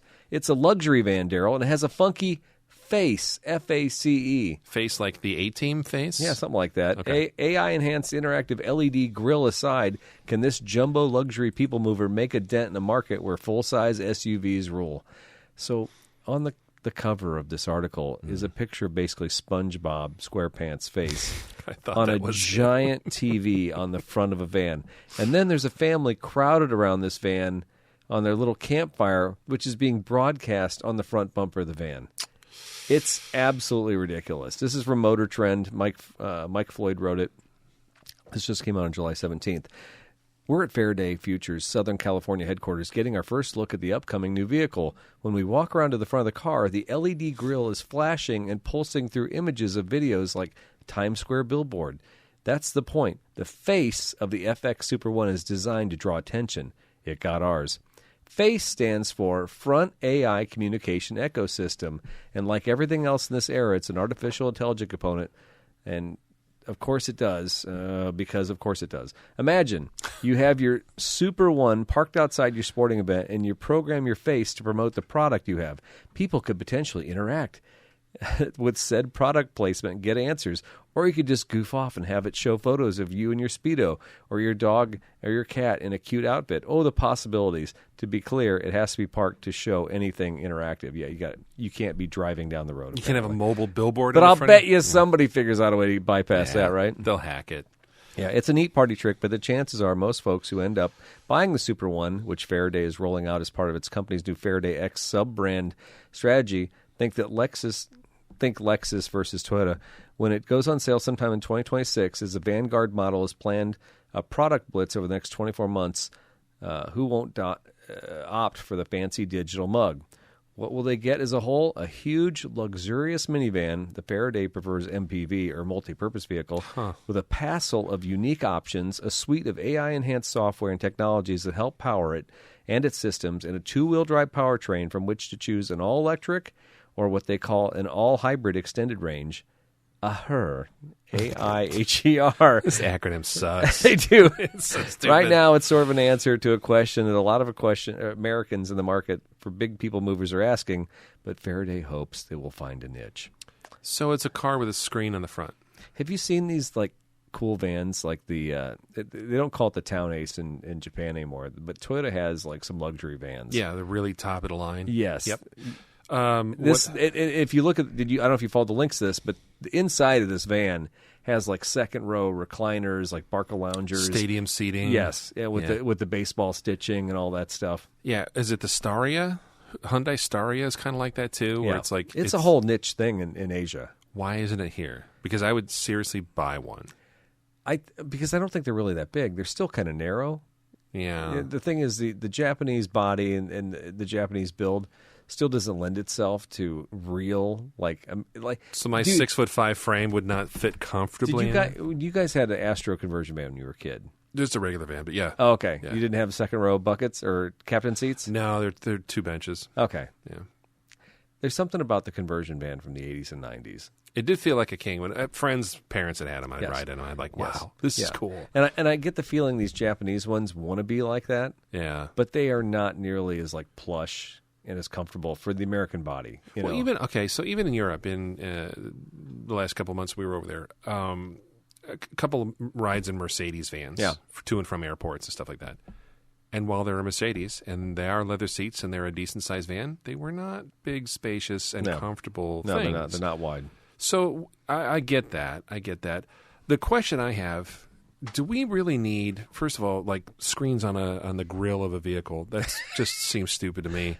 You know, remember kids watching the Fireplace channel on cable access? That's what this is like. This ad that they have with like this family sitting in front of a fake fire, you know, and they're sitting there with their $370 Yeti cooler and watching the, the fire. They're all turned and smiling. What a disappointed family that is. Is that the last thing you would want? You're in the wilderness. You've got the sky, a beautiful sunset in the background. You're in your camping chairs. Dude, people can't put down the screens. What the heck is wrong with people, though? Yeah. The whole point of going somewhere is to, like, enjoy time together with your family. Yeah. And the last thing we need is more screen time. Second of all, how many different types of AI, whatever, needs to get worked into every facet of our life? AI enhanced, AI proven. Get AI off my lawn. It's just, AI is... Go, Daryl. All it is computer aided. That's it. Everything's marketing now. That's the other thing that kind of sucks about it. It's like, okay, so if I park this at the football game, and we're out there, we're brand advertising. So, make sure you buy a car, or make sure you buy a cheeseburger here at this company or something like that. I mean, how soon before cars are like using their side space to just drive down the road and like advertise for like Burger King or something like that? Because like, hey, it's free space on the side of my car. Let's just get some digital displays. Yeah, or monetize it. Right? Yeah. I'm going to make my side hustle. Yeah, I'm going to drive around and monetize. Hey, friends, I've seen the same stuff like in the last couple of weeks. I've got friends that are doing that where they're like, they're actually making money selling like energy drinks on their TikTok and stuff. No. I'm like, hey, that's fine. You got friends doing that? Yeah. It's everywhere, man. Hy-Vee is now paying influencers to go dine at their Market Grill. You remember that? It was Market Grill, then it was something else, then it was Wahlburgers, now it's Market Grill again, because guess what? All those ideas sucked. And whichever CEO designed that should be... Yeah, Wahlburgers was terrible. It was stupid. But now they're like, okay, we need to get people back in. How do we do it? Pay a lot of... Micro-influencers. Exactly. Yeah. Pay 50, Dude, my time has 20-year-olds. finally come. I'm a micro-influencer. No, you're a micro-doser. No, I'm kidding. By the way, I just did a check. AI is referenced 11 times in that press release. 11 times. I don't think that's a good selling tool. We were talking about, Mr. Fort and I were talking about that today. We don't want to do AI for the phone system. We don't want people calling in, talking to a bot. We want human beings. All right. I'm sorry. I didn't get that. Yeah. Say 1 for service. Yeah. And you say 1, there's like, now taking you to parts. You're Right. like, what? No. Goodbye. Yeah. AI sucks. Yeah. Sorry, those 2 clumsy articles on my part being read, but No, it's they both interesting. had black back. I should have gone through and formatted them. The background? Yes. Oh, don't worry about it. Terrible. Clear for have AI do it. But this is Do some an AI now prompt. we got local. We have 2 local news stories, Daryl. Can you? We do. So this is local by way of Canada, but there is a local connection, so stay with us. Auto Canada Incorporated has firmed up agreements to sell 13 of its 17 new vehicle franchises here in the U.S. as it prepares to exit the American marketplace and refocus on Canada. Somebody needs to. The deals with several unnamed buyers are worth some $82.7 million Canadian, or about $60 million US dollars. That includes real estate. Company said in July they include Chevrolet of Palatine, Crystal Lake Chrysler, blah, blah, blah, blah, blah. One of them, Auto House of Peoria, which is an import dealer here, consists of Porsche, Mercedes, Volkswagen, Audi, and I think that's it. Yeah. Yeah, there you go. And Bloomington's Auto Mall, which also has Lincoln, Audi, Mercedes-Benz, Subaru, and Volkswagen. So just a reminder of what they were up to. They actually got busted a couple of months ago, maybe even a year ago, with deceptive advertising and bait-and-switch tactics. They got kind of called on the carpet for that. They allegedly advertised vehicles at very low prices. They lured consumers into the dealers. But then when they arrived, they were told that the vehicles had pre-installed add-ons. Oh, low jack. Bait and switch. Who sells low jack? Canadians. They also had some protective coatings like Zelon or whatever. Zebulon? Is that a planet? And they falsely claimed, those are mandatory. Yeah. Oh, I'm sorry. They're on the car. We can't negotiate. You remember the movie Fargo? William H. Yeah. Macy. Yeah, these Truco, they put that on at the factory. There's nothing we can do about that. That's the same kind of crap, okay? And by the way, nobody liked that 40 years ago. Nobody liked that 20 years ago, and people sure as hell don't like it today. For sure. Leader also allegedly advertised cars as being certified pre-owned and available at a specific price, but then would charge consumers hundreds or even thousands of dollars in additional certification fees. Right. Break that down on the invoice. Yeah, Despite the additional fees, though, Leader still allegedly failed to actually do the certification work that was required by the manufacturer. Oh, that's a no-no. So that's kind of a big problem.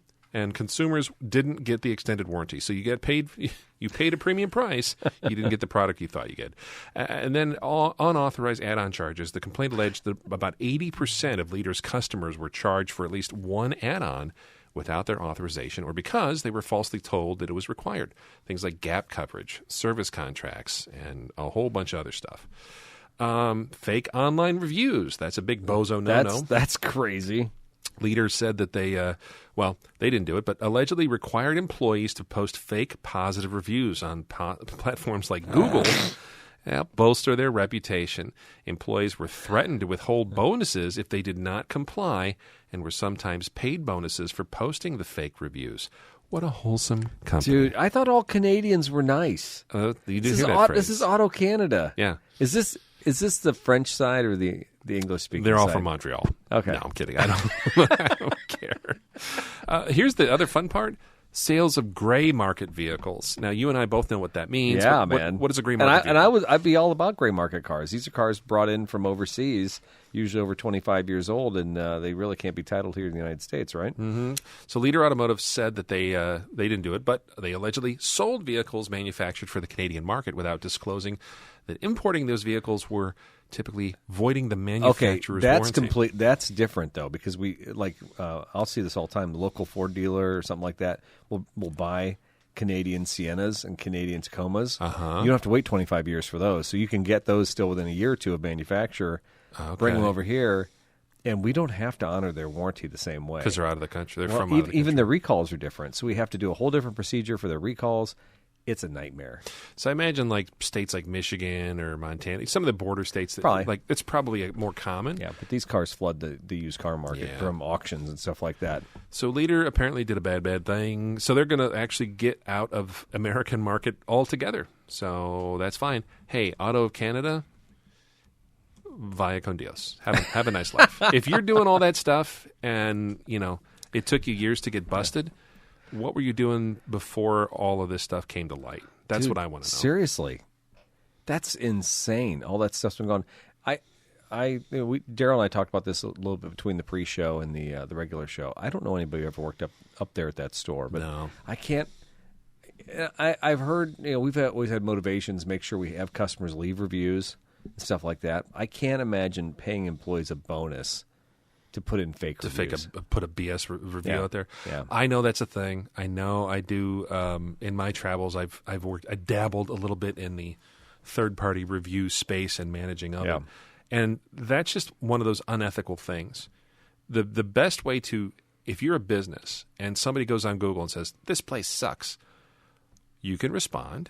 You can try to do some sort of service recovery and be like, I'm sorry you feel that way. Call this number and we'll address it. Or next oil change is free. I mean, you deal with that a little bit, right? Yeah. So like that space it's kind of a weird space because Google and all these other, Bing, all these other places will give people Yelp. They'll give a platform. And they don't necessarily have to be honest or a real person. It could be anything. It could be a bot coming in and saying that's stuff. the worst part, really. And so Google will tell you that, if you don't score like a 4.7, they won't recommend you. You'll be, so you have to always be at 4.7. I think at Forts we're at 4.6 right now. And we got like thousands of reviews. But, it just a 4.6 to a 4.7, it may seem like it's not a big deal, but that's a lot of reviews to kick that up. All it takes is one person upset, because I saw one today. We got a 1-star review because they bought a $4,000 warranty. They thought it included oil changes. It doesn't. So 1 star, my salesman screwed me, and I'm like, right, yeah, somebody feels wrong. Yeah, great. That's super. I can't even respond to it to get him to even change the review. And it is what it is. It's just. But at any point in time, did it ever cross your mind to be like, the answer to fix this is? Oh, yeah, let's get all of our employees to balance it out. Call your wife, call your kids, see if they'll do some reviews. Yeah, and also, I'm going to withhold my employee bonuses. Yeah. Well, until and they do it. CSI is a huge thing in the automotive business. If you follow any of the automotive like TikToks and stuff like that, they all talk about how they all get screwed by their CSI bonus at the end of the month. That one last survey. Probably. Yeah. I mean, realistically, if you have employees and you have some kind of a system set up where they get paid on their performance and their CSI, you know who the problem employees are anyway. Why are you running these stupid systems to make sure they get the best surveys and stuff like that? Right. If they're a problem and they can't get the surveys, probably time to find a new occupation, right? Yeah. Sooner or later, the things will come to light. Yeah. But no, and as far as add-on sales, we've talked to on and off mic about stuff. Realistically, there's some padding in some of these sales, right? Like add-on warranties, gap coverage. I remember my first car I bought as a 22-year-old. They're like, well, you need gap insurance because you know what happens if you get T-boned and the insurance is only going to pay this. What happens if you're doing donuts in the Taco Bell parking lot and you curb check that thing? So as a 22-year-old, I'm like, yeah, I'm sure I'll buy all that, and I did. And I'm like, at the end of the day, I didn't probably need it. No, probably not. But there are also times where some of those add-ons are nice. Like if I'm going to do a full ceramic coating on the car. Amount of money I'm paying on a car. But if you're told it's mandatory, that's a whole different thing. That's different. Yeah. I bought the extended warranty on Angel's Prius. I talked to a customer the other day. I'm like, I can't believe you did that. I can't believe you spent $2,500. I'm like, I can't believe you don't see the value in that. Any repair, find me a repair in the car that doesn't cost almost $1,000 anymore. Seriously. Dead serious. Power window lockout, $800. Yeah. Oh, your AC compressor went out? That's $1,200. $1,200, $2,000. Yeah, on a Prius. God knows. But no, you find value in that. But somebody gave you that choice. They didn't come and be like, well, here's what you're paying for. Yeah. Here's what you're doing. Yeah, I think when you get to that, I can't even imagine being a manager or a salesman in a store like that. At that point, you just know you're like a Kirby salesman, right? Yeah. You're just like so this is how it is. Yeah, we're just basically going to do whatever we can to get that old lady to buy the vacuum. Right. What's it going to take? You get the tennis balls out. You do the whole dog and pony show, and then she buys 3 vacuums. Right. One for her and 2 for her kids. Meanwhile, her kids call you 10 years from now. Say, you son of a bitch. Of course, you're Kirby salesman. I would imagine a lot of salesmen don't last very long. And the worst part about that. Okay, so AutoCanada has a couple. They name the franchises here in Central Illinois, Auto House of Peoria, and the Auto Mall in Bloomington. Mm-hmm. We have Porsche, we have Mercedes-Benz. These are prestige brands. I would say Porsche wants nothing to do in this conversation, right? Porsche prides itself in ownership experience, so I can't imagine. And this is why I think Isringhausen and Springfield probably does so well. probably not a whole lot of people buying a Porsche up at Auto House in Peoria, if I had to guess. Well, at some point, almost like a local franchisee, like if I'm a Holiday Inn and I'm not doing good stuff, doesn't Holiday Inn say you can't be a Holiday Inn anymore? And then you become America's best value inn. I don't know. Anymore. Doesn't Porsche pull their flag and say you're done? It's very hard with franchise laws, I think, to pull your franchise. I mean, you have to. Well, I think a lawsuit like this would probably easily get it pulled, but realistically, the standards you have to prove, it's probably very hard. Maybe. Yeah. All good questions. Hey, I wish them luck, and maybe everybody learned a lesson today. Maybe they did. Okay. All right. So the next big news, this one's about Rivian. It's a plant we just referenced here a little bit ago, just down the road from us. Their supplier, Aiden, is set to bring dozens of jobs to the town of Normal. This is from News 25. It was published on July 21st. Dozens of full-time jobs are headed to McLean County as a new supplier for Rivian gets ready to plant its roots in Normal. Governor J.B. Pritzker, alongside the Illinois Department of Commerce and Economic Opportunity, and Adient. Adient? What do you think? Adient? I like Adient. Sounds nice. All right. The new supplier made the announcement on Monday. Adient is a global leader in automotive seating. It will establish a facility in Normal to assemble front and back seat components for the EV company. The supplier plans to make a capital investment of more than $8 million, creating 75 new full-time jobs. Nick Duffel, that's a great name. It is. The town of Normal's director of economic development said this will have a huge economic impact. Being a job provider and a capital investor in the community will just continue to provide support and stability for the local economy, said Duffel. Adient will repurpose an existing 85,000 square foot warehouse south of College Avenue adjacent to the Rivian plant, and as part of the state's incentive package, Adient will receive a Reimagining Energy and Vehicles Illinois tax credit for the investment in the job creation. Good news? Yeah, no, I think this is good. I mean, I remember when Mitsubishi was running over there in Bloomington, they had like a windshield factory and some other stuff over there. Kind of like subsidiary or what do you call them? Suppliers. I don't know. Yeah, there's a name for it. There is. Anyway. I don't know what it is. But no, I think this is good. And this is kind of what you were hoping for the whole time when they were building that factory over there. There would be these parallel businesses would pop up, not ancillary. What is the word? Yeah, they're like feeder businesses or something like that. But I know what you're saying. Yeah. This is probably long in coming. I think there should have been more, but I'm happy to see any job show up. Every time somebody pisses and moans that there's this Rivian EVs, blah blah. I think Rivian's still probably the strongest contender to hang in there in the long run. So hopefully they can make something out of this, and hopefully we can get another couple of companies to show up here. I'd be happy if Rivian would make more cars here and not send jobs to Georgia. And I've heard that they're going to maybe make some of the new cars in California. Did you hear that? Yeah, that was kind of talked about recently. Somebody on the news, like a TV news package, was talking about ramping up stuff too, as Rivian sets their sights to kind of breaking out their small. Is it their SD? Whatever their smaller version stuff. The little hatch. Yeah, in the next year. So, I mean, that's where 2026 is going to be an interesting year because I think that's when Scout trucks come online. You're going to have the smaller versions of Rivian vehicles come online. You're going to have some other competitors. Lucid got a big infusion of cash, and I think there's some... How are they still around? I'm seeing more and more up in the suburbs. When I was up there in, what is it? They went July? bankrupt, though, right? I don't think they did. That was Fisker? Oh, Fisker. Okay. Now Lucid's still around. Lucid's still around, and they actually, I think they're poised to kind of chip into that market a little bit more. As the Tesla brand there's some question marks there, right, in terms of future viability and all things Elon and post Elon. So Google AI says several recent articles discuss the potential for Lucid Motors going bankrupt, but the consensus is that while the company faces significant challenges, bankruptcy is unlikely in the short term, largely due to the Saudi Arabian backing. Yeah, they got, I don't know what the total dollar amount was. Stupid money is what that means. That's officially... Unlimited funding. So we'll see what happens. But no, it's good for Rivian, good for Illinois, and I'm glad to hear that. Unfortunately, I do feel like there is, at least around here, there's still some Rivian burnout because we know a lot of folks that work there. A lot of folks here are like, oh, Rivian, yeah, great. Yeah, another ribbon cutting, another this and that. Outside of Central Illinois, I'd still like to see what the consumer sentiment or what what Rivian's place in the grand scheme of EVs are nowadays. Because I do feel like that name is kind of starting to rise to the top a little bit more. I hope so. Yeah. I hope so. I was out in the middle of nowhere. We went out to the Golden Spike in, was that Providence, Utah or something like that? Yeah, the railroad history marker thing. Yeah. And I mean, it's out in the middle of nowhere. It's probably 35, 40 minutes north of Salt Lake. And out in the middle of nowhere, I saw a Rivian electric Amazon van. I'm like, what the heck? Just doing its thing. Why is that thing out here? It's probably going to die somewhere on the side of the road. The range on those is only like 120 or 150 miles, right?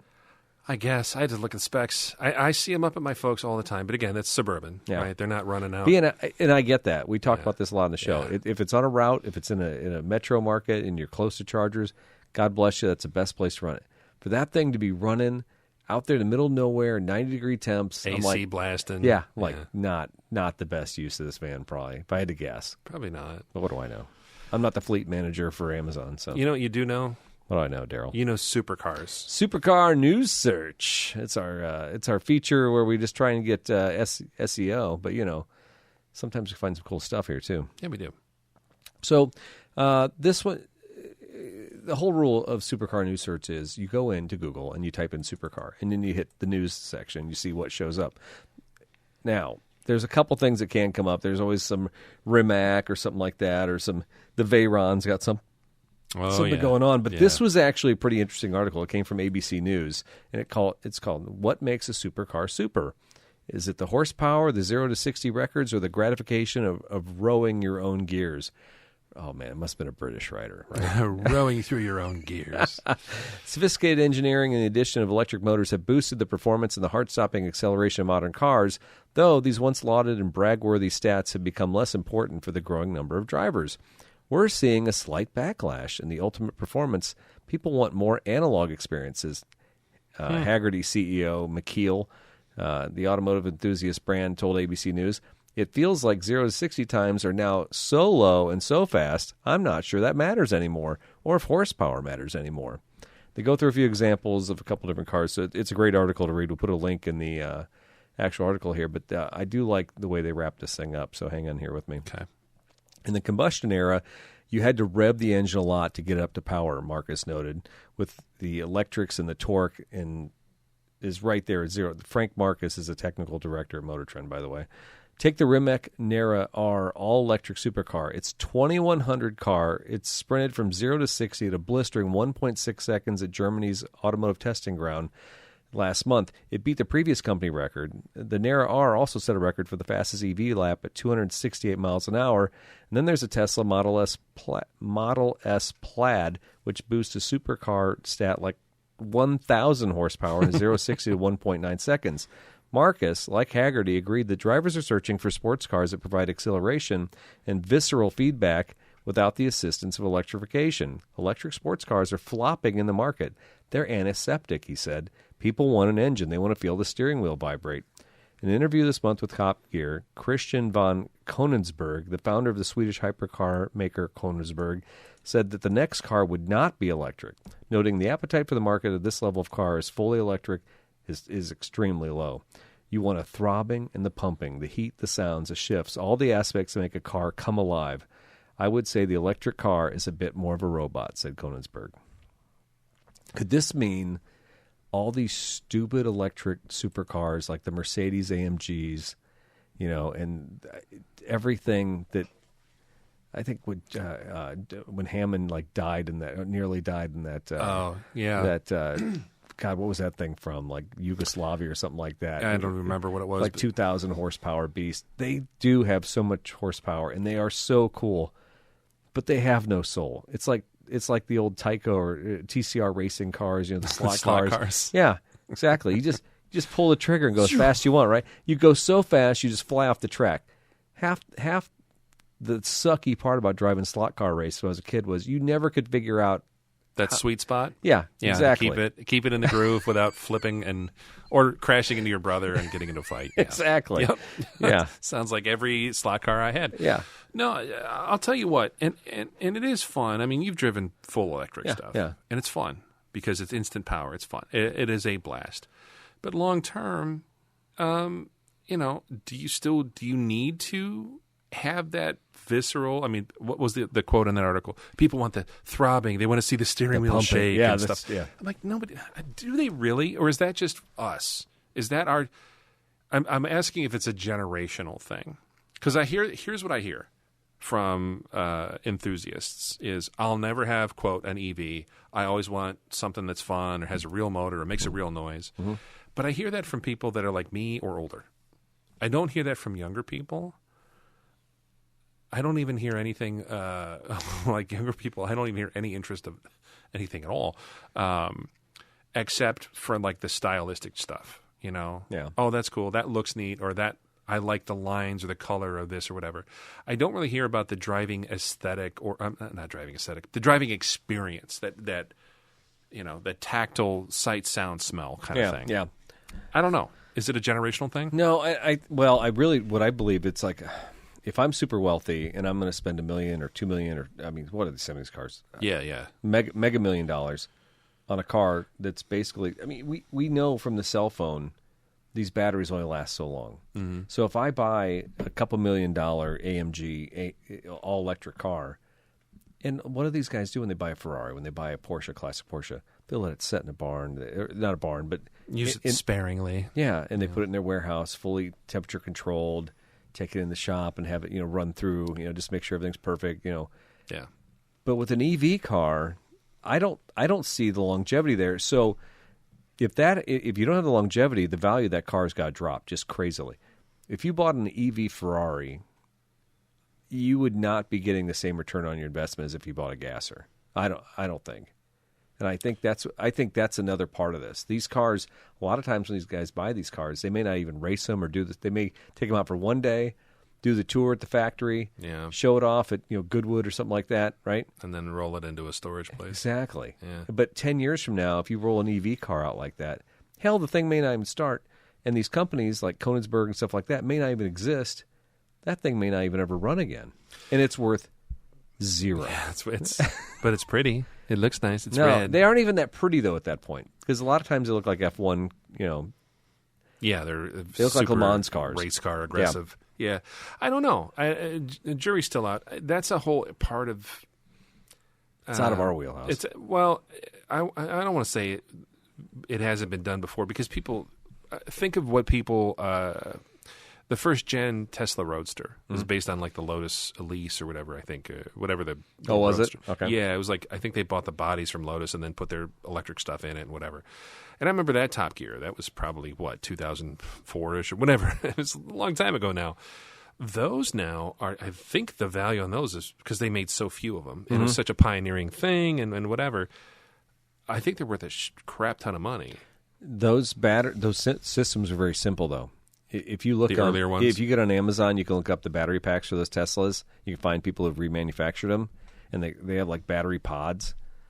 I don't think it's nearly as daunting, and I don't think the software is that intense either. So 2000, I just did a quick Google search here. 2008 to 2012, the original first-gen Tesla Roadster, experiencing an increased value due to its status as a collector's item and a piece of electric vehicle history. Used models can range in price from $46,000 to $220,000. The average right now is $104K.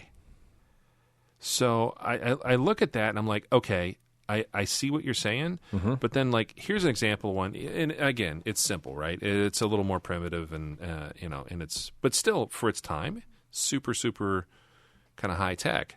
And I don't know. Is there a secondary market to rebuild those things and fix and maintain them? Well, I just went online here. So there's a company here, Legacy EV, sells a Tesla 5.2 battery module. So you can actually get for parts for $1,000. So, and I don't know how many that you need for that car. Yeah. So I think, even Toyota did, their very basic battery repairs on the first generation Prius and stuff like that. Obviously, it's not as essential on a Prius as it is on a Tesla, and it's weird too, right? Well, but then here's one: a Cybertruck battery pack for $18,000. That's probably a little more. And I guarantee that's just pulled out of one that's been wrecked or something like that. Yeah. The simpler the EV, I think the more longevity that car's going to have. That's a first generation EV. Yeah. And there's so probably not a whole lot going on in there. So you're thinking like in 10 years, the Mercedes, the supercar or whatever, or like something of that nature, there's not going to be that kind of secondary. No, I don't think so.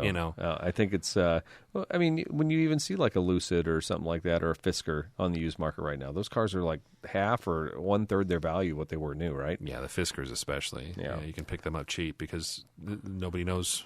Yeah, and that's the danger with any of these super. Why would you spend a couple $1 million on a supercar with a name that? I mean, Mercedes AMG, you have your best chance possibly of that car lasting. Maybe. But you'd be better off to buy a gas SLK with a big V8. Yeah, and just sit in it. Yeah.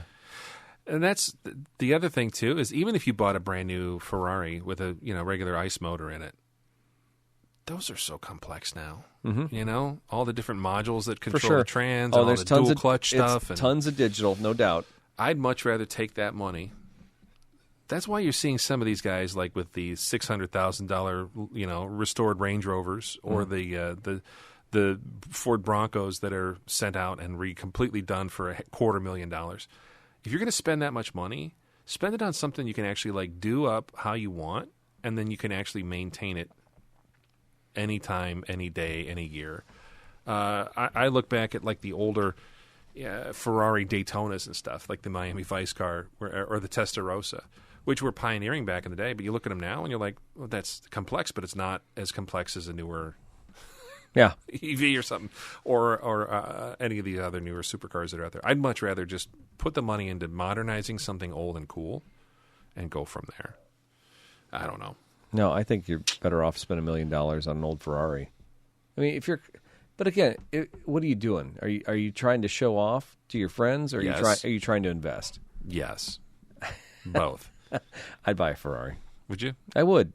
I mean, if money was no object, I literally was just trying to find a place to move money.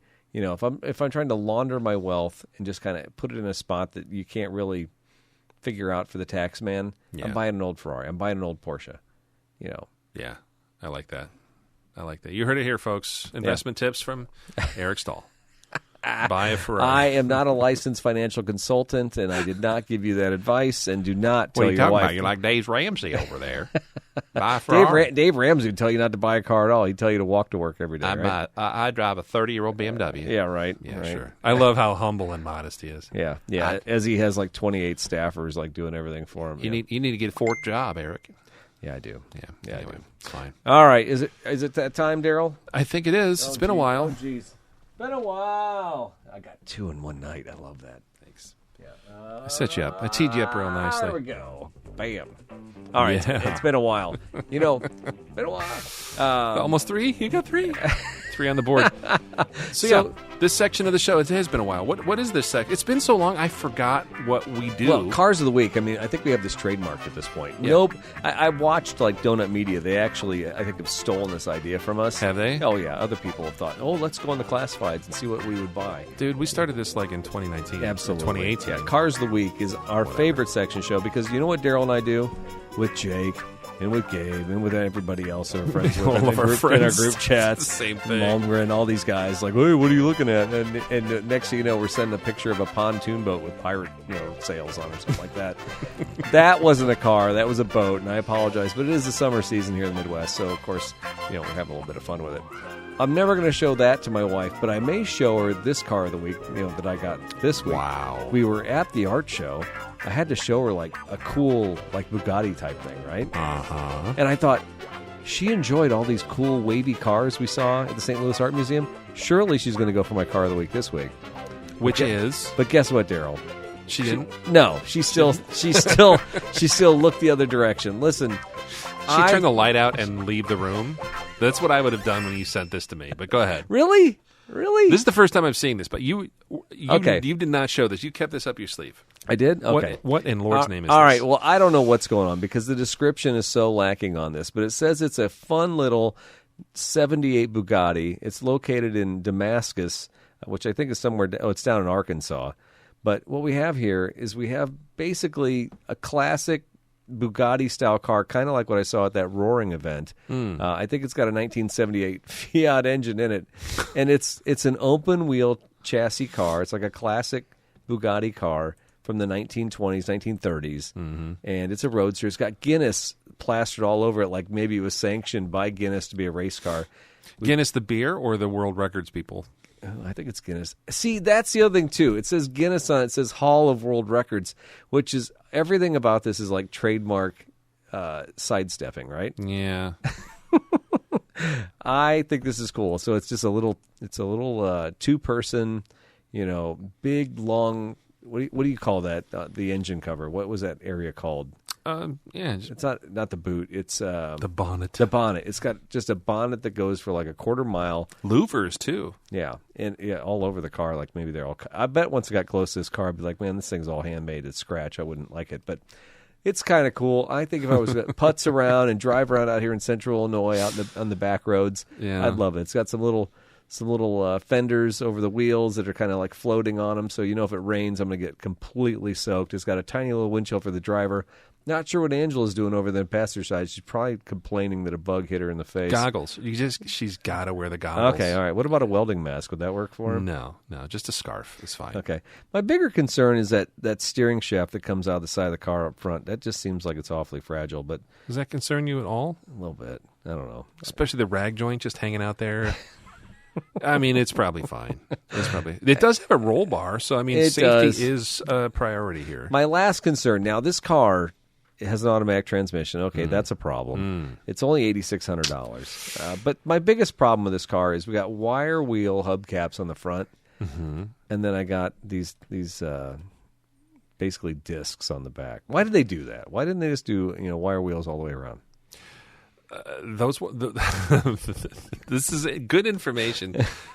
Between this, the steering shaft, and just some overall aesthetic choices here, I have a lot of questions about the integrity of this vehicle, and I'd be concerned for your safety and for your wife's safety. Frankly. You don't think I could come up to your house with this thing? You think I'd make it? I think you could. I think I'd stop. You think the brakes would? I don't think you'd make it down the driveway. I think you'd go through a building. Could I hit the Aruga horn? Go as I go through the back of your garage. You just live the Tex Avery cartoon lifestyle. Yeah. No, and it's got a number on the front. It says number 8, so you knew it was a race car. I'd like to know what happened to 1 through 7, honestly. Angela shot this down immediately, or did she take a minute or two? This was nary a conversation. She does like convertibles. She does. I'm surprised. Yeah, you didn't get the thumbs up, the seal of approval. This is a lot of money. Honestly, when I look at what I paid for the Celica, I think I was better money invested in the Celica. This would be fun to drive around for a day. This is the perfect example, like Bill Burr was talking about. Just to have a car for like a week. If they said, you know what you can do, $400, drive this thing all week, take it around, tool it around Central Illinois, and then give them back the keys in the car and be like, all right, I'm out of this thing. Yeah, right? I think there's something to be said for that. This is weird and quirky enough, and you do have that. You have a streak in you. You do like a statement, and I think if you drove this around for a week, maybe touch up the Guinness. This is giving off a tax or business write-off. I think maybe the Guinness Museum in Osage Beach, Missouri, parked this outside their business to draw attention to it, and when it didn't work, after about 7 years, they decided we'd put this on Marketplace. I can't wait to share this picture for everybody out there. Oh my goodness! Because it's hard to visualize these. There are lots of these Bugatti ripoffs that are kit cars and stuff like that. Yeah, you'll see them all over the place. This one had the coolest paint job. I could have selected from many others. I do think it would be fun to drive one of these around as a 2-passenger car just to see if the open wheel lifestyle that we can't live. Jason's down there in God's country of Kilcunda or wherever he's at. He drives Morgans around, like no big deal. Yeah. Why can't we have this kind of stuff here in the States? We have nothing like this. So what happens is some guy takes the guts out of a Rabbit or an old Fiat and then slaps it into some little kit like this, right? Or a Beetle, like an old VW kit car. Yeah. Get a helmet. That's all. That's the only thing I'd say. Do what you want to do. I mean, go where you want to go. Yeah, just goggles and a helmet, at least for your wife. Okay. All right. But it would be fun for a weekend. Interesting pick, my friend. Thank you. I try to keep you on your toes. Every once in a while, you deliver something that just out of left field, and I'm like, wow, didn't see that coming. But also makes sense. So, all right, now and then you. Okay. Yeah. So, I mean, I'm actually kind of impressed with this pick, Daryl. I got to be honest with you. Normally you go for something older with much bigger fenders. I think this Cars of the Week, I chose the bigger fenders. Yeah, this one's a little different outside my wheelhouse. But a friend of mine recently picked up. Oh, yours is expensive too. Yeah, it's up there. A friend of mine used to have a 65 Chevelle Malibu station wagon. It was kind of a setup as a resto mod cruiser. Really liked it. And then I ran into him at a recent cruise in, and he was in a Mustang convertible. And I'm like, what happened? He's like, well, this was at an estate sale. It was a good deal, and also the wife likes this one better. So I'm like, cool. It's a 4-speed, little 289, and I'm like, you know what? I like Mustangs, but I like Cougars better. I like Cougars because they're usually decked out a little bit more. You know, they got more options. They're a little sleeker. They're kind of like the gentleman's Mustang. So I actually found up in Volo, Illinois, home of the Volo Museum. They also sell cars. They got a 70 Mercury Cougar convertible with the Eliminator stripes. I don't believe this is a true Eliminator. The Eliminator? Oh, okay. I don't know. I thought it was like ZZ Top Eliminator. My bad. Sorry. Yeah, it says, okay, here it is. It's trimmed out with Eliminator striping. Anyways. So it looks good, though. It's kind of this weird minty, light blue, teal green thing, which speaks to, I love turquoise and anything turquoisey. White interior, Magnum 500 wheels. It's got a 351, what is it, a Windsor? Hold on, let me look under the hood here. Ooh, I believe it's a Cleveland. No, it's a Windsor. It's a Windsor. It's just dressed up real nice. Anyways, Windsor with an automatic transmission, power everything, power steering, brakes, traction lock, which is like their, limited slip rear. It is a nice looking car. It's got the nice hideaway headlights, sequential turn signals in the back. You ever see one of these where they have the signals and it just kind of oh yeah does like that's cool. Yeah, that makes that noise too. Really slick car.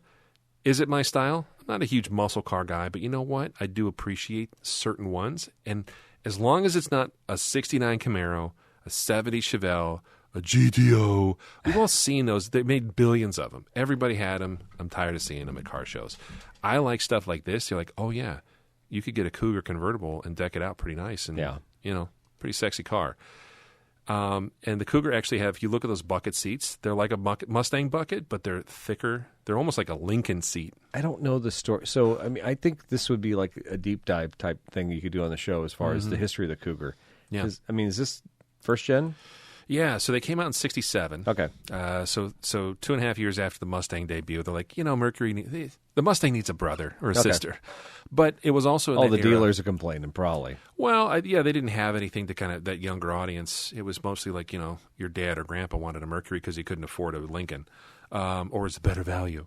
So, but the thing of it is it also is the time of the mid 60s where you had the boomer parents and stuff that either didn't have kids or that were successful enough in their career, and the personal luxury coupes, like the Riviera, the Toronado, the Lincoln Mark III, I'm trying to think of the Chrysler, the Imperial coupes. Well, it's now like more like Grand Prix, Pontiac Grand Prix. Okay. So cars that were more for like, I want air conditioning, power, all the bells and whistles, and I want something that is just, it's not a family car, it's for me. Like an executive or somebody who was kind of a middle-aged, I say like playboy, somebody who had some expendable income. A young kid wasn't, a 22-year-old wasn't going to go into a Lincoln Mercury dealership and order one of these things. It was somebody who had a little bit of coin on him. So, and that basically died after, I think, all the way into the late 80s, early 90s. You started seeing all those cars just disappear. The Lincoln Marks, the Rivieras, the Eldorados, those just died because there was no market for them anymore, which is really sad because now all we have are, SUVs and crossovers. Boring. So stuff like this is neat because this was kind of like, in my mind, this is like that peak era. And this one is just a little bit of muscle car sprinkled onto it in a tasteful way. I don't know. Is that spoiler factory? Yes, on the Eliminators. Eliminators, I think, were only available as a two-door. Okay. And they were like yellow and kind of cool that colors. white interior or something. And that Cougar symbol, I remember my dad had a Cougar when he married my mom and my stepdad.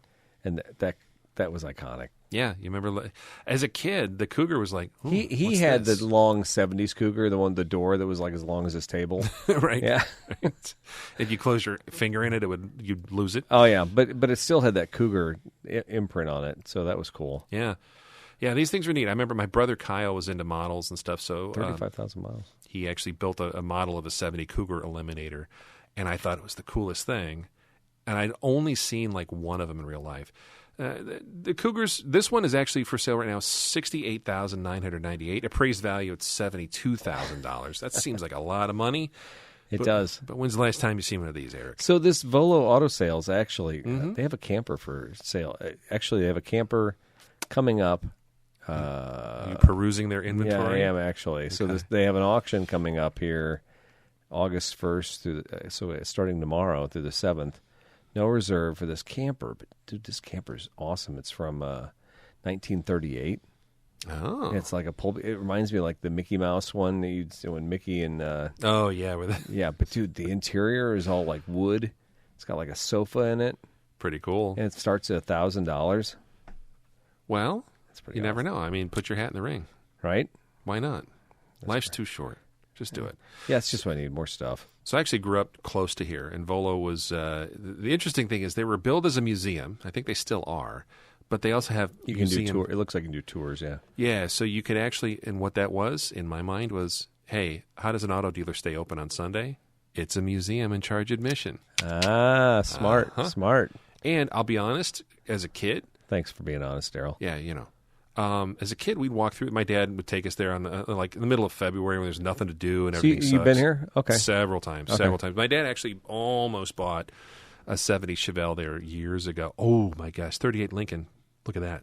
Anyways, look at that squirrel. No, cool place, and they've done historically. They do a lot of auctions there as well. So interesting place. If you're ever out there, it's in kind of southwestern Lake County. Look at the 1937 Ford Roadster. I mean, again, this gets back to the conversation about car design from earlier the last century, right? What happened? Where did we go wrong? Everybody thought the cars were going to look like that. Even when cars went to like this 1969 Chevy. Which I think we all hold we hold it in high esteem as a classic car. The lines on that car suck versus when you look at those old Roadsters and stuff. Yeah, they're a product of their time, right? It's a snapshot. They are, and that's what's neat about looking at. Even like we were talking earlier in the show, the 80s car museum. Looking through that, it's kind of like candy for us. You're like, oh, I remember that. That's cool. But But there's a 66 Corvette. When you look at a 66 Corvette versus any of these GM models like that Charger, and Camaros and stuff. Yeah, I mean, I think Corvette even held a great line all the way up until the 80s. Yeah, I'll give you that. Through the Stingray, and they were the last of the great bodies of cars. Whereas it was more, I say style over function. Yeah. So yeah, no, there's something to that, and every once in a while, a new car design will come out, and you'll see that, and you'll be like, well, that's special, that's unique, Yeah. But it's so rare now that it almost never happens. It's almost like a shooting star, and if it lasts, it makes a splash, and then 2 years later, it's gone. Yeah. Because after that initial wave, it's kind of like the Pacer. When the Pacer first came out in the 70s, everybody's like, oh, wow, this is cool, this is neat. And then everybody, second year, anybody that wanted one got one. Yeah. And nobody else wanted one. That was it. They filled the void. They did. Look at the Nissan Cube. That's one that I always go to. My sister had one of those. Did she? Yeah. When those things came out, you can even ask Sarah. I bugged the crap out of her. I'm like, let's go drive one. I want to see one. They're unique. They're cool. She's like, absolutely not. I'm like, why? She was afraid you'd buy it. She wanted nothing to do with it. Yeah. And then for a couple years afterwards, she's like, hey, remember that time you wanted to buy a Nissan Cube? Just rub it in your nose. Yeah, she just threw it out there. Wow. I'm like, wow. Okay, thanks, cool. Sarah. She's awfully nice. Yeah. On this website, they have a 1975 Buick LeSabre Custom. It's convertible. It's red. Yeah. They have it at $69,000. I'm sorry. I don't care how clean that car is. I just don't see it. Someone will buy 72 it. Corvette. It's sold. $100K? It didn't have the price on it. It was a 4-speed manual. Yeah, I bet you it's six figures. You think? Yeah. Some of that stuff's nuts, man. Okay. All right. Depends on the option codes and all that, And then a 68 Dodge Dart. This is a cool looking car for $78,000. Got those red line tires on it. Oh, yeah. Oh, man. This is a cool site. Volocars.com. Might be worth checking out. But I think I'm going to go to the super cool 80s car museum before I go to this place. All right. Well, we could do both. And there is a cool hot dog joint right near, hot dog hamburgers, Italian beefs right near Volo Museum. Nice. Right off U.S. Dude, Italian beefs are having like a resurgence. Is that the bear? Is that what's happening? I think so. It's ridiculous. I mean, how many Italian beefs can you eat in one day? When I watch these guys on YouTube like hitting like 3 places, I'm like, you got to feel like garbage that night when you... I've only done that one time, and it was Johnny's Beef up in Elmwood Park, Illinois. Yeah. And while I was there, here's the dirty little secret. Yeah. Get just like a plain one, and then get one with the sweet peppers. Yeah. And have it dipped and all that. And do the dry one first, and then chase it with the other one. That's the hot setup. You can't just get one. I'll get cheese. I'll get this. I'll get that. No. Get like a gross one. It's kind of like if you're going to Portillo's. You get like a fully loaded Chicago dog, and then you just get like a nasty, like gross plain dog.